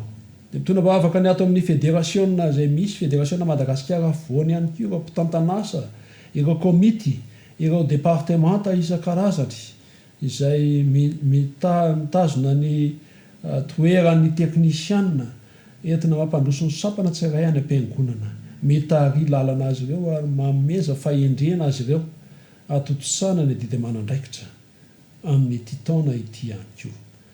Andriamanitra mitondra mbavaka ireo pastora izay mitarika ny distrika izahay, ireo filan-kevitra maro isan-karazany mba hisy fiarahana sy firaisana ao anatin'izy ireo mba hampandroso ny distrika izany ary omeo ny fahaizamanao pastora zay nantsonao ka aoka mba ho avelanao ny fahadisony rehetra ary ny rano sono entinao mamehery azy ireo sy manantanteraka ny dity manandraikitra mitary ireo loha olona aoka mba ho toananao izy ireo izay mpiara-miasa amin'ny pastora ihany koa mitarika amin'ny fiangonana amin'ny mahatseo antoerana ny mpitandrina izay no fidinao meo azy ireo ny fanano masina mba ahafahan'izy ireo manovo fahazavana avy aminao Kristy ary mitondra izany ao amin'ny fiangonana ihany koa. Mitahiny filoatsapana tsirairay isany avy ireo diakona izay tsy mitandro sasarana manao amin'ny fony ny asa fanompoana amin'ny fikarakarana ny fiangonana tahio amin'ny fomba manokana izy ireo ary atao vitsapan'izy ireo fa tsy faty antoka izany manompo anao izany. Mitahiny mambra tsirairay avy tompo mba samy anomatena ary anao izay iraka ny nanendrenao mba ho atao mba handeha izy ireo anao sy anatotosa ny hiraka izay nampanaovinao dia misaotranao Andriamanitra satria mihainy vavaka ianao ary efa miasa ao am-poniny tsirairay avy sy mamaly izany vavaka izany amin'ny anaran'i Jesosy. Amen. Amen.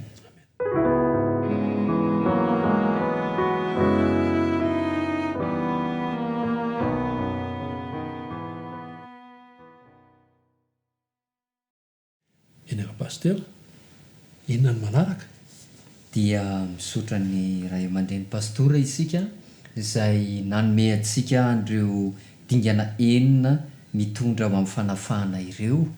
Ampatsahivina isika fa ao anatin'ny fandaharam-potoana fotoam-pivavahana sy fifadikanana amin'izao fotoana izao ary dia rary ny ratoaka betsaka tokoa ny tenin'Andriamanitra, ny vavaka ary ny hira fiterana koa ny fanirinay dia ho tom-pahombiazana ho antsika rehetra ny ity taona vaovao ity ary tsy fahombiazana amin'ny ezaka ity ambonin'ny tany ihany na fahombiazana amin'ny tanjona izay napetraka fa indrindra ihany koa fahombiazana eo amin'ny ezaka amin'ny fitondrantena tsara, ny filamatra tsara, ny fandrosoan'ny maha-olona, ny asa-panasoavana eo amin'ny fiarahamonina koa dia everina fa ho fitaovana tsara ary ilaitsika indrindra ny dingana enina izay nomeny pastora ho antsika teo.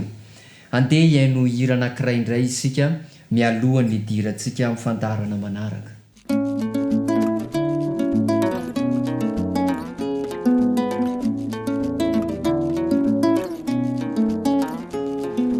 Henonao velay feo ny tompo izay mibitika mora antsofinao shahiny anao kivindrindraka tsy vonany hitraka. Henonao velay feo ny tompo izay mibitika mora antsofinao shahiny anao kivindrindraka tsy vonany hitraka. Hakipeo morany masonao hatongilano ny sofinao fateny tsotra ihany lazay mila zafatiny anao.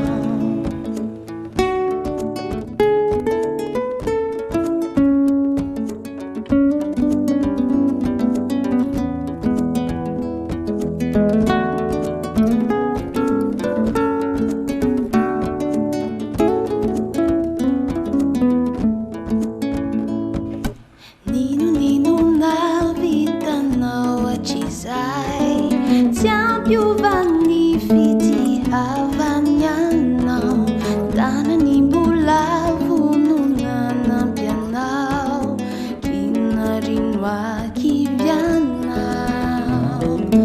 Nino navitanao hatrizay tsy ampiovany fitiavany zavany anao tanany mbola vononanampianao kinarinoakivianao hakipeomorany masonao atongilano ny sofinao fateny tsotra iano lazay milaza fatiny anao hakipeomorany masonao atongilano ny sofinao fateny tsotra iano lazay milaza fatiny anao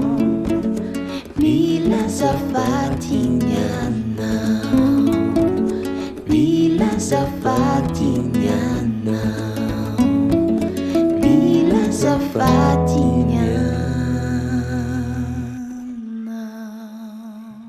ampitiavana trano no anolorana antsika ity tononkalo anankiray nampitondraina lohateny hoe ny taona vaovao. Lasa nany ambadika any ilay taona izay nidiavina, lasa nany ny tomany ny fifaliana tsy azo lavina. Nandao izy tsy misy nenina zany fahatsiarovana azy ka hosoratako amin'ny penina ity taona efa avy. Fa tsy mifamatra ny mba faniriko kanefa tsy tratra. Fa na dia anteriko hoe tena tiako dia tsy ampifatra raha tsy avy aminao no indro afindra ao anatiko ao dia ho sitrako indrindra ity taona vao. Fa tsy mifameno mba fikasako kanefa indrisy. Matroka loatra ay tsy fahotako ka tsy afaka ampisy sandany akory zany hoe fiazahako na asako tsara koa izany indrindra ny mba hivavahako sitrako ambara amin'ity taona vavao. Ty teanaiky ho tantananao no mba nofinofiko nefa indrisy hatramin'izao maikaza mafisiko reo fiamboko mahavita teny irery mibahana loatra ka ny oro Jesosy vonjeo aso very fa tsy afa manoatra amin'ity taona vavao. Mpanoratra Janoary.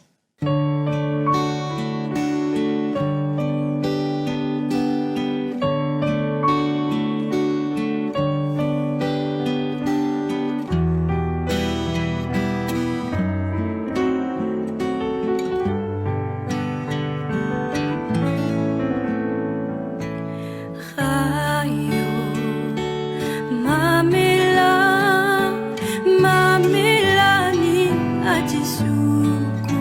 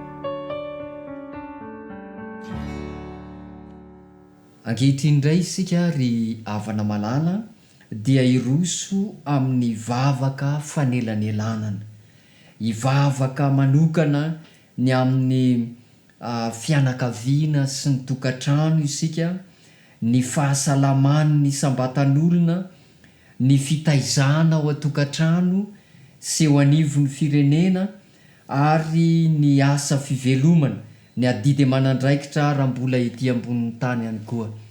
Ka raha toa mahakasika anao zao tonom-bavaka izao dia azonao atao ny miteny moramora amin'Andriamanitra manao hoe ho tanteraka tokoa ny izany. Azonao afoezina amin'ny amen, zany hoe ho tanteraka tokoa ny izany. Iaranondrika ny lohantsika isika ry ampiray anareo mivavaka izahay.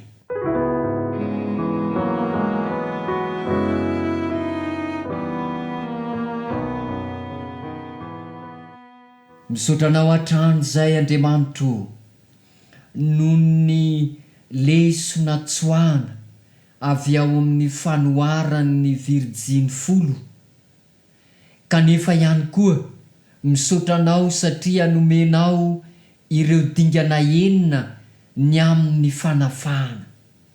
Mety misy aminay tokoa amin'izao fotoana izao ao anatin'ny tebiteby satria voafatotry ny aretina angamba, mangataka aminao Andriamanitro mba amindra fo ary aoka ny fanatrehan'Andriamanitra mba hanaisotra ny fanapahany ny aretina, aoka mba ho afaka amin'ireny aretina maro samihafa ireny ny tsy salama, satria mino zay Tompo fa amin'ny fotoana izay ametrahana eo am-pelantananao ny antom-bavaka dia manomboka miasa lay Andriamanitra mazava, manomboka miasa lay Andriamanitra fitiavana ka mitarika ny toe-javatra, avy eo mampamoy fo ho amin'ny tsara, avy eo makivy ho amin'ny mahafaly,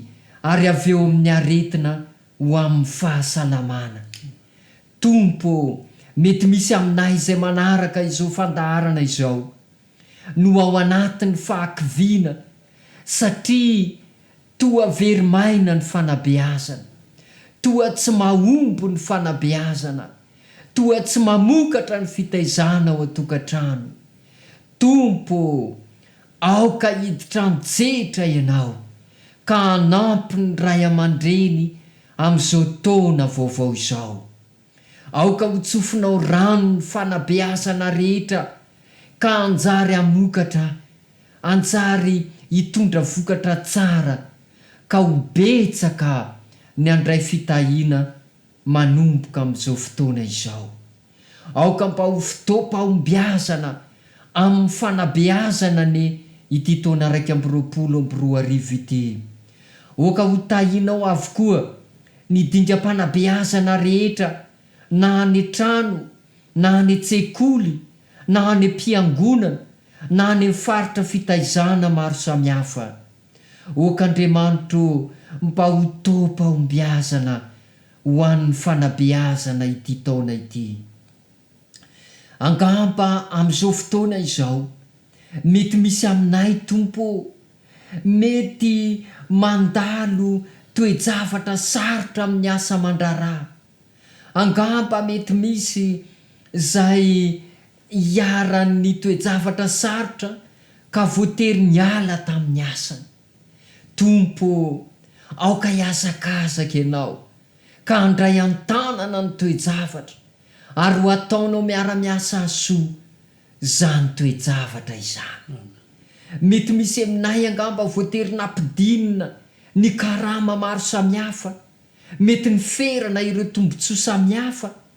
Tompo, fenony banga ny tokantrano any.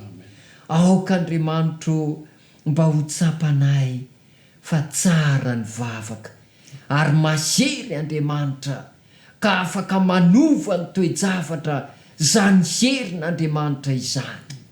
Aoka Andriamanitro hiditra mijetra mihitsy ianao raha misy mitady asa amin'ity folakandro ity ka tsy mety mahita, raha eo ento ny tongotr'izy ireny, azavao ny sain'izy ireny, ary aoka Andriamanitro mba hahita ny lalana tsara indrindra izy. Aoka ho tonga eo amin'ny asa zay mahasoa azy izy, ary indrindra Andriamanitro mitondra mbavaka ny dingana enina teo zahay. Raha eo mampianarana hivavaka ianao. Aoka hivavaka araka ny sitraponao zahay. Aoka hanaraka ireo lalàna enina ny fanafana izahay. Aoka tsy handeha amin'ny herin'ny tenanay zahay na ny fihetse-ponay, fa aoka hanara-dalàna Andriamanitro hatramin'ny fomba fivavahanay. Koa indro izahay Tompo manapa-kevitra kehitriny ny hanaraka ireo dingana enina ireo avetrany. Koa mangataka aminao Tompo, aoka mba ahomby izahay, aoka ho afaka izahay, aoka hatsaro fiadanana izahay, fa ho indrindra ianao sambatra izay voavela heloka sy voasaro-pahotana. Koa engane mba ho sambatra izahay rehefa manatanteraka izao dingana enina izao. Amin'ny anaran'i Jesosy. Amen.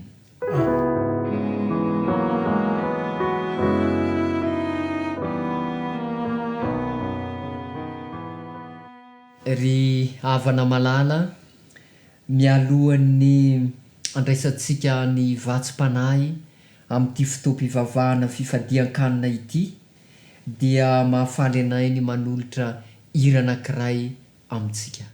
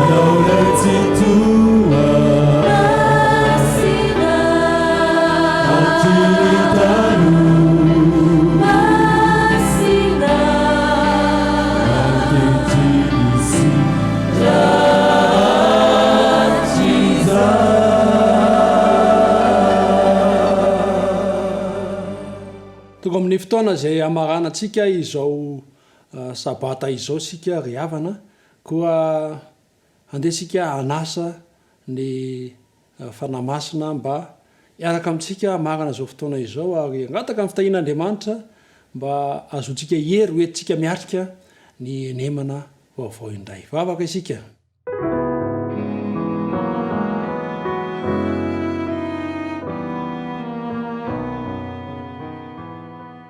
Lala zay tsara indrindra ny an-danitro rainy amin'ny alalan'i Jesosy Kristy tompo ianao.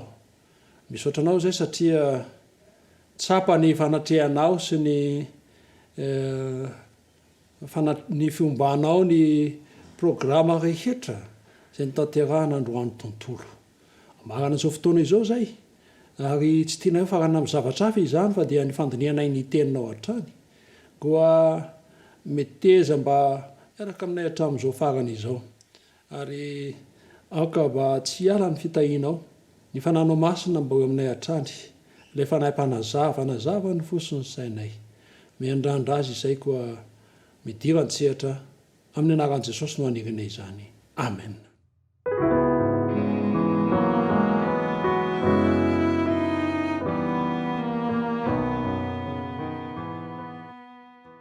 Eny ry havana toko amin'ny fotoana izay amaranantsika izao sabata izao tokoa isika ary eto-pamaranana dia tianatrany ny te hisarika ny saitsika ny amin'ny loha-hevitra izay nidiniana naoantsika fandinihan-tena hoentina ampaherezana amin'ity tapany hariva ity amin'ity sabata ity izay faranantsika izao dia mbola hijery atsany tsika ny amin'ireo lesona tsoahana avy amin'ny Virginia 10 voalaza ny fanoharana taon'i Kristy ao amin'ny Matio toko 5:20. Marina fifandraisan'ny pasteur tery aloha izany dia ny ten'Andriamanitra nefa dia manan-karena zavatra rehetra ary azo ampiasaina amin'ny fotoana rehetra ka mino aho fa tsy ametsiny ahy ianareo raha toa ka mbola eo ihany no anovozantsika sy andraisantsika lesona amin'ireo famaranana izao ary mba hifanampy amin'izay zavatra efa noresahana teo mba hafeno ireo lesona zay raisitsika ao anatin'izany ten'Andriamanitra izany. Ao ary amin'ny Matio toko 5:20 isika ankehitriny ny matotoko fa 5 ny andiny voalohany dia izao no vaky ny tendry ny amin'ny fanoarana ny virjiny folo zay nataon'ny Kristy ary amin'izany ny fanjakan'ny lanitra dia ho tahaka ny virjiny folo izay nitondra ny fanalany ka nivoaka hitsena ny mpapakatra. Etsika dia mahita ny fanoarany amin'ny atao hoe fanjakan'ny lanitra. Ny fanjakan'ny lanitra moa izany dia entina maneho ny amin'ny ny zavatra misy izay tanterahana eo amin'ny fiainan'ireo mpanaraka azy sy eo amin'ny fandrosoan'ny ny asan'Andriamanitra eto amin'ity tany ity sahady. Zany hoe dinety tany zany dia efa misy sy mandeha io fanjakan'Andriamanitra io ary amin'ny alalan'ny asan'ny fiangonana sy amin'ny alalan'ny fampahafantarana fahamarinana sy ireo foto-kevitry ny lanitra eny hatramin'ny lalam-panorenan'ny lanitra dia anisan'izany zao ny didy folo dia tafiditra ao anatin'izay hoe ety sahady ny fanjakan'Andriamanitra dia efa misy oharina amin'ny virjiny folo izy io fanjakan'ny lanitra io. Nitondra ny fanalany ireo virjiny folo ireo ka nivoaka hitsena ny mpapakatra.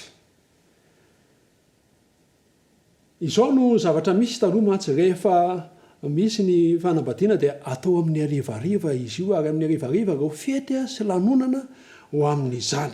Tamin'ity indray mitoraka ity nefa dia nisy fotoana izay somary nahatara ny mpampakatra sy ny fanambadiana izany ka efa nandroso ny alina tamin'izany. Dia izay no nanoaran'i Jesosy an'ilay izy raha mipetraka teo amin'ny tendrombohitra izy nandray izay fanoarana izay mahita ireo jiro maro be ery ambany ery eo amin'ny tanàna anankiray ny jiro izay mandeha fa mezivezy eo amin'ilay tanàna dia azo sary an-tsaina avy hatrany satria tsy misy tejavatra tahaka izany raha tsy amin'ny fampakaram-bady. Dia izay no nahatovan'i Jesosy ity fanoarana ity riavana. Ny virjiny dia oharina amin'ireo fiangonana izay oharina amin'ny fanandraman'ireo fiangonana izay miaina amin'ny andro farany zany hoe mialoha indrindra ny fiavian'i Kristy fanondrony. Izay zany no aseho amin'ity virjiny folo ity. Dia izao nitondra ny fanalana izy ireo. Eto amin'ny anahy eto zany zao dia eo amin'ilay soratra hoe fanalana dia misy isa kely, sifara kely. Ary rehefa jerena ery ambany ery ny dikan'ilay izy dia nataon'ny zareo mpanoratra ny Baiboly hoe na fanilony. Zany hoe ny fanala izany dia fanilo ihany. Ary raha toa ka vahatsika izay tinambarany amin'izay fanala sy fanilo izay amin'ny heviny ara-panahy dia entina milaza ny tenin'Andriamanitra izany. Izay mantsy ny voalaza amin'ny Salamo 7:1 manao hoe fanilony tongotro sy fanazavana ny lalako ny teninao. Ka zany hoe ny fanala zany eto dia tenin'Andriamanitra. Zany hoe ny fanjakan'Andriamanitra aseho amin'ny alalan'ilay fiangonana madio folo mitondra ny fanala na ny tenin'Andriamanitra andeha hitsena amin'ny mpapakatra. Izay no tiana aseho eto amin'ny andininy voalohany ity riavana. Ny mpapakatra moa zany dia Kristy. Ny lehilahy mpapakatra dia Kristy izany riavana. Ilay virjiny folo dia maneho ny fiangonana. Izy ireo zany dia samy manana ny fanalany, samy manana ny tenin'Andriamanitra. Toa tsy hita izay anavahana azy tamin'izany fotoana izany fa toa mitovitovy izy ireo tamin'izany. Samy mitondra tenin'Andriamanitra, samy mitory tenin'Andriamanitra, samy manana ny tenin'Andriamanitra ireto virjiny ireto. Ny dimy tamin'ireo izy dia adala fa ny dimy kosa endry. Mba hahafahantsika mahafantatra ny atao hoe adala izay mifanohitra amin'ny endry dia andeha ho jerentsika inona moa ny atao hoe endry. Ny atao hoe endry dia izao mahalala ny tokony atao, mankatoa, manaraka, manaiky ny fandaminana, manaiky ny zavatra atoro. Izay ny atao hoe endry, mahafantatra izay tokony atao, mahalala ny fomba. Izay ny atao hoe virjiny, dimy, endry, araka ny hitantsika eto izany. ny atao hoe adala kosa dia ny mifanohatra amin'izay tsy mahalala izay ataony tsy mahazo a-tsaina kory a ny fihetsika ataony tsy mahalala ny fomba tsy mahalala ny fanao manao fihetsika hafa izay higagan'ny olona izany ny atao hoe virjiny dimy adala na ny hoe ny adala izany raha ato amin'ny soratra masina tsy mankatoa tsy manaraka ry havana maneho ny fiangonana io e ary izay ny voalaza eto maneho ny fiangonana le izy dia raha iteny zany zao hoe izy am'ireo atokony ireo no tianao isy ianao dia samy iteny daholo tsika hoe amin'ilay antoko faharoa dia ny virjiny dimy endry tsy diso zany satria izay mifanirian'ny olona rehetra ry havana fa ndeha ho jerentsika ny fizotrany tantara hoe fa inona moa no zavatra seho tamin'izany ao amin'ny dimtelo dia zao nivaky ny teny fa ny adala nandray ny fanalany nandray ny fanirony tsy nitondra solika fitaiza misy zany raha ohatra ka raisiny ty zavatra voalazany jesosy ity dia zao misy fiangonana zay mampiasa ny tenin'andriamanitra fa tsy mitondra solika fitaiza misy fiangonana atao adala mialatsiny tsy hoe manafitoana anao zany ny zavatra resahana izay fa izao misy fiangonana zay manao ny tsy fanao tsy mahalala ny fanao tsy manaraka tsy mankatoa tsy manaiky ary tsy miomana ho amin'ny zavatra zay miandry azy izay le adala nandray ny fanalany nandray ny fanilony nandray ny tenin'andriamanitra nefa tsy nitondra solika fitaiza fa inona moa le solika fitaiza le solika fitaiza ry havana dia entina maneho ny fanahin'andriamanitra izany izay miasa eo amin'ny olona amin'izao fotoana izao mba ahafahan'ny olona manaraka izay nolazain'i Kristy sy ahafahan'ny olona miomana ho amin'ny fiavian'i Jesosy Kristy ny solika zany dia ilay fanahy masina ireo atokona virjiny roa dia mampiseho atokony olona roa izay milaza fa miandro ny tompony lazaina fa virjiny izy rehetra satria manana finoana madio ekena fa madio izy ireo zay zany asehoan'le hoe virjiny manana finoana madio ny fanilony dia mampiseho ny tenin'andriamanitra zay rehefa nyresahantsika teo mampiseho ny tenin'andriamanitra ny fanilony fa izao ny solika dia tandidony fanahy masina izay ny solika dia nivoaka hitsena amin'ny mpampakatra izy ireo nivoaka hitsena ny mpampakatra izy ireo samy nitondra sy nikenikенina deo daholo nikarakara ny fanilony samy nitondra izany izy ireo manana ny fanalany na ny soratra masina ny kristianina rehetra ry havana fa izao iza no manana ny fanahy masina iza no ampy ny fitariany fanahy masina sy manaiky ho tariany fanahy masina ilay fanahy nanindromandro ny mpanoratra ny soratra masina zany hoe nanoratra nyty nampanoratra indromandry ireo mpanoratra ny tenin'andriamanitra iza no manaiky ho tariany zany fanahy izany ny fiangonana zay manaiky ho tariany fanahin'andriamanitra dia fiangonana zay manaraka zay voalaza ny soratra masina tsy afangaro fampianarana aizanaiza io miankina amin'ny fitariany fanahin'andriamanitra ary fanahin'andriamanitra rehefa mitarika ny olona andinika ny soratra masina dia tsy misy zavatra mifanohitra mihitsy ato amin'ity baiboly ity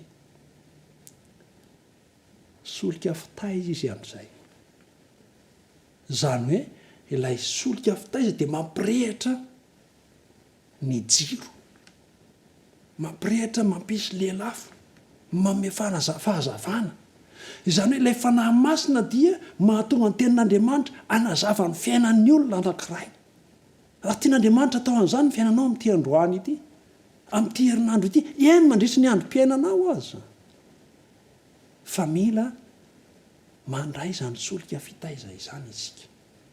Io lay voalaza hoe tsy ho avy ny mpananatra raha tsy miala ho Kristy. Ary ho avy tokoa ny mpananatra.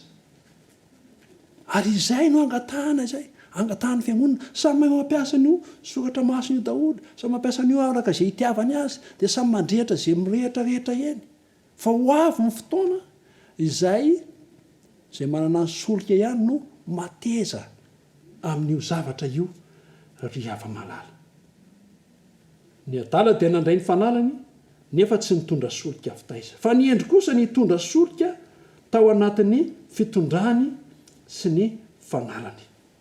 Izay no zavatra niseho. Zany hoe nandray ny solika ireo virjiny ireo ary nandray ny fanalany ihany koa. Teo ny adala vao nahita hoe ay tsy ampikay ny solika fitaizanay. Vao nangataka tamin'ireto 5 endry nanoloana izany toe-javatra izany. Kanefa tsy ampy ho azy sy ho an'ny 5 endry ny solika ny eton'reto endry. Sady efa narotsany tao anatin'ny fanalany na ny faniliny. Entina milaza izany ry havana fa izao. Tsy afaka iaina ny fahamarinan'ny hafa ianao. Tsy afaka ny fahamarinan'ny hafa tsy azonao ianteherana araka ny voalaza ny tenin'Andriamanitra. Tsy afaka iantehitra na hitavandra ny fahamarinan'ny hafa ny olona anankiray. Ary izay mihitsy no voalaza ao amin'ny Ezekely. Ny voalaza ao amin'ny Ezekely dia milaza fa na dia teo reto telo reto dia i Daniela, Joba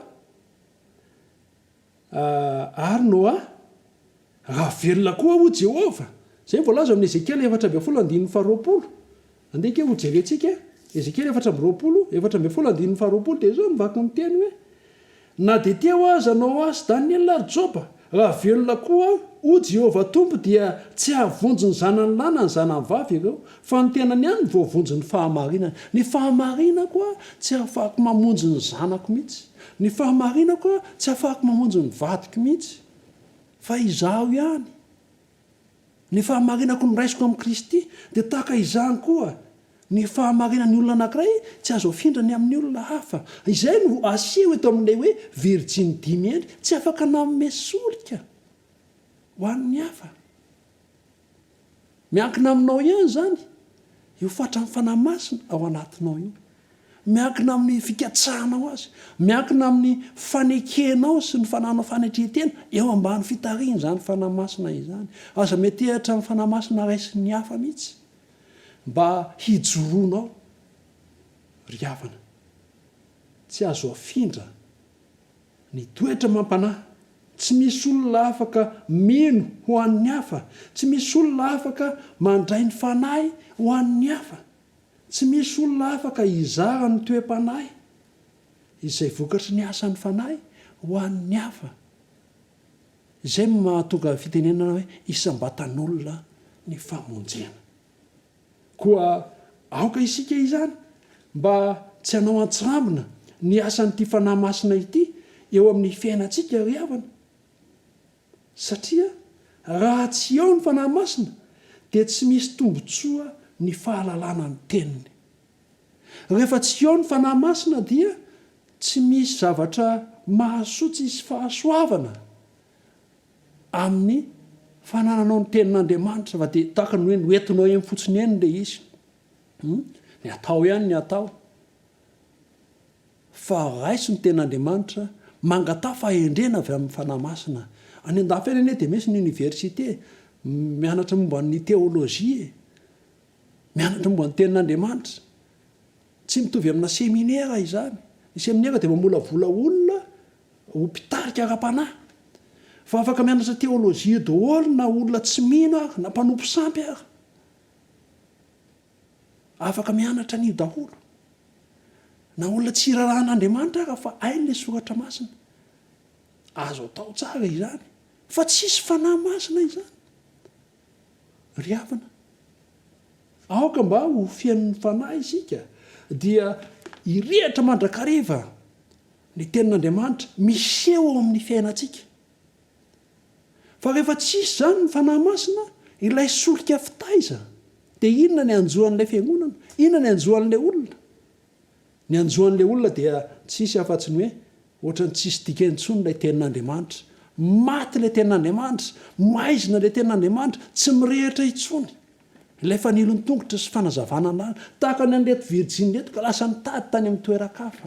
Ho avy ny andro anirin'ny olona, tsy fanirikanina nefa fa fanirina ny tenin'andriamanitra, fanirina ny fanahy masina ry havana.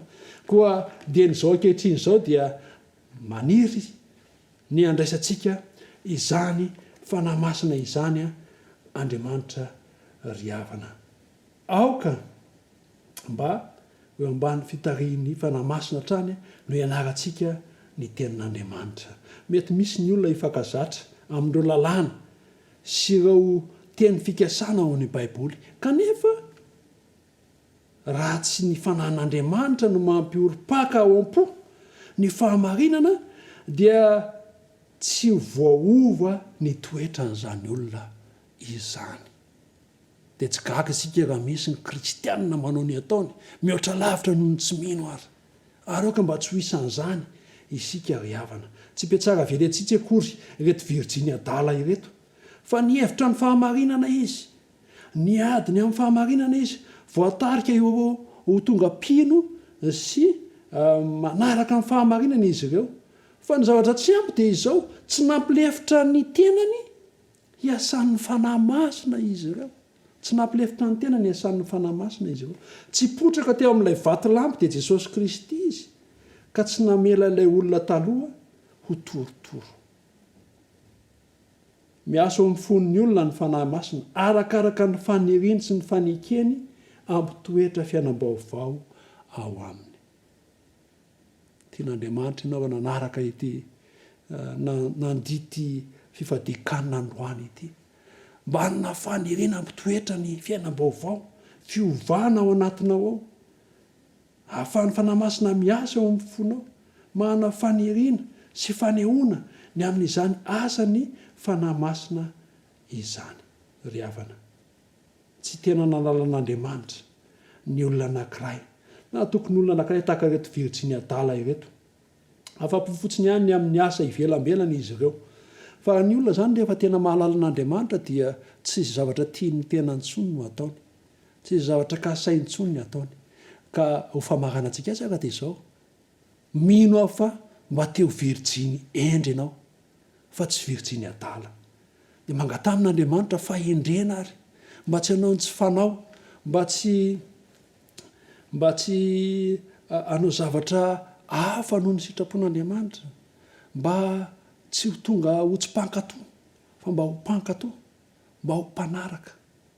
Andriamanitra ny hitantsika ombanao ary mba handihy enemana vaovao feno fanandramana miaraka amin'ny Kristy ianao manomboka eto. Sao antsika Andriamanitra ny amin'izay tena Andriamanitra izay, fa andehantsika hivavaka maranantsika izao fotoana izao.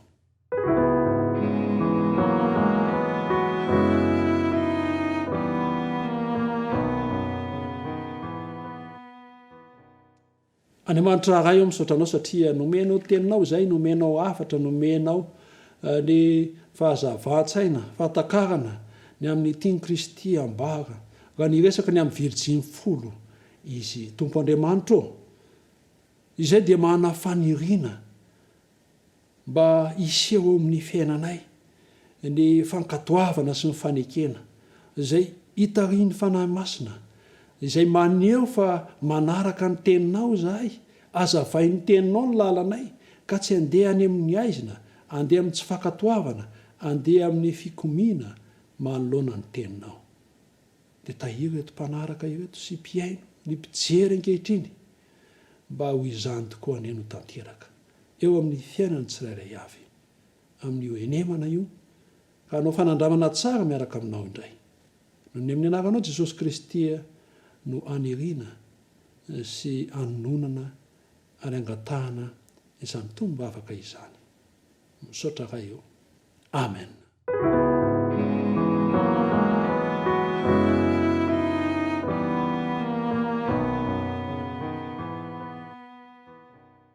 endry ava-malala ny faharateto zany ny fotoanatsika tamin'ity androany itya ka dia mirary ny fitahin'ny tompo ho amintsika tsirairay indray dia aoka mba ahatsapa fa manatrika hatrany Andriamanitra eo amin'ny fiainatsika mandra-piaina tompoko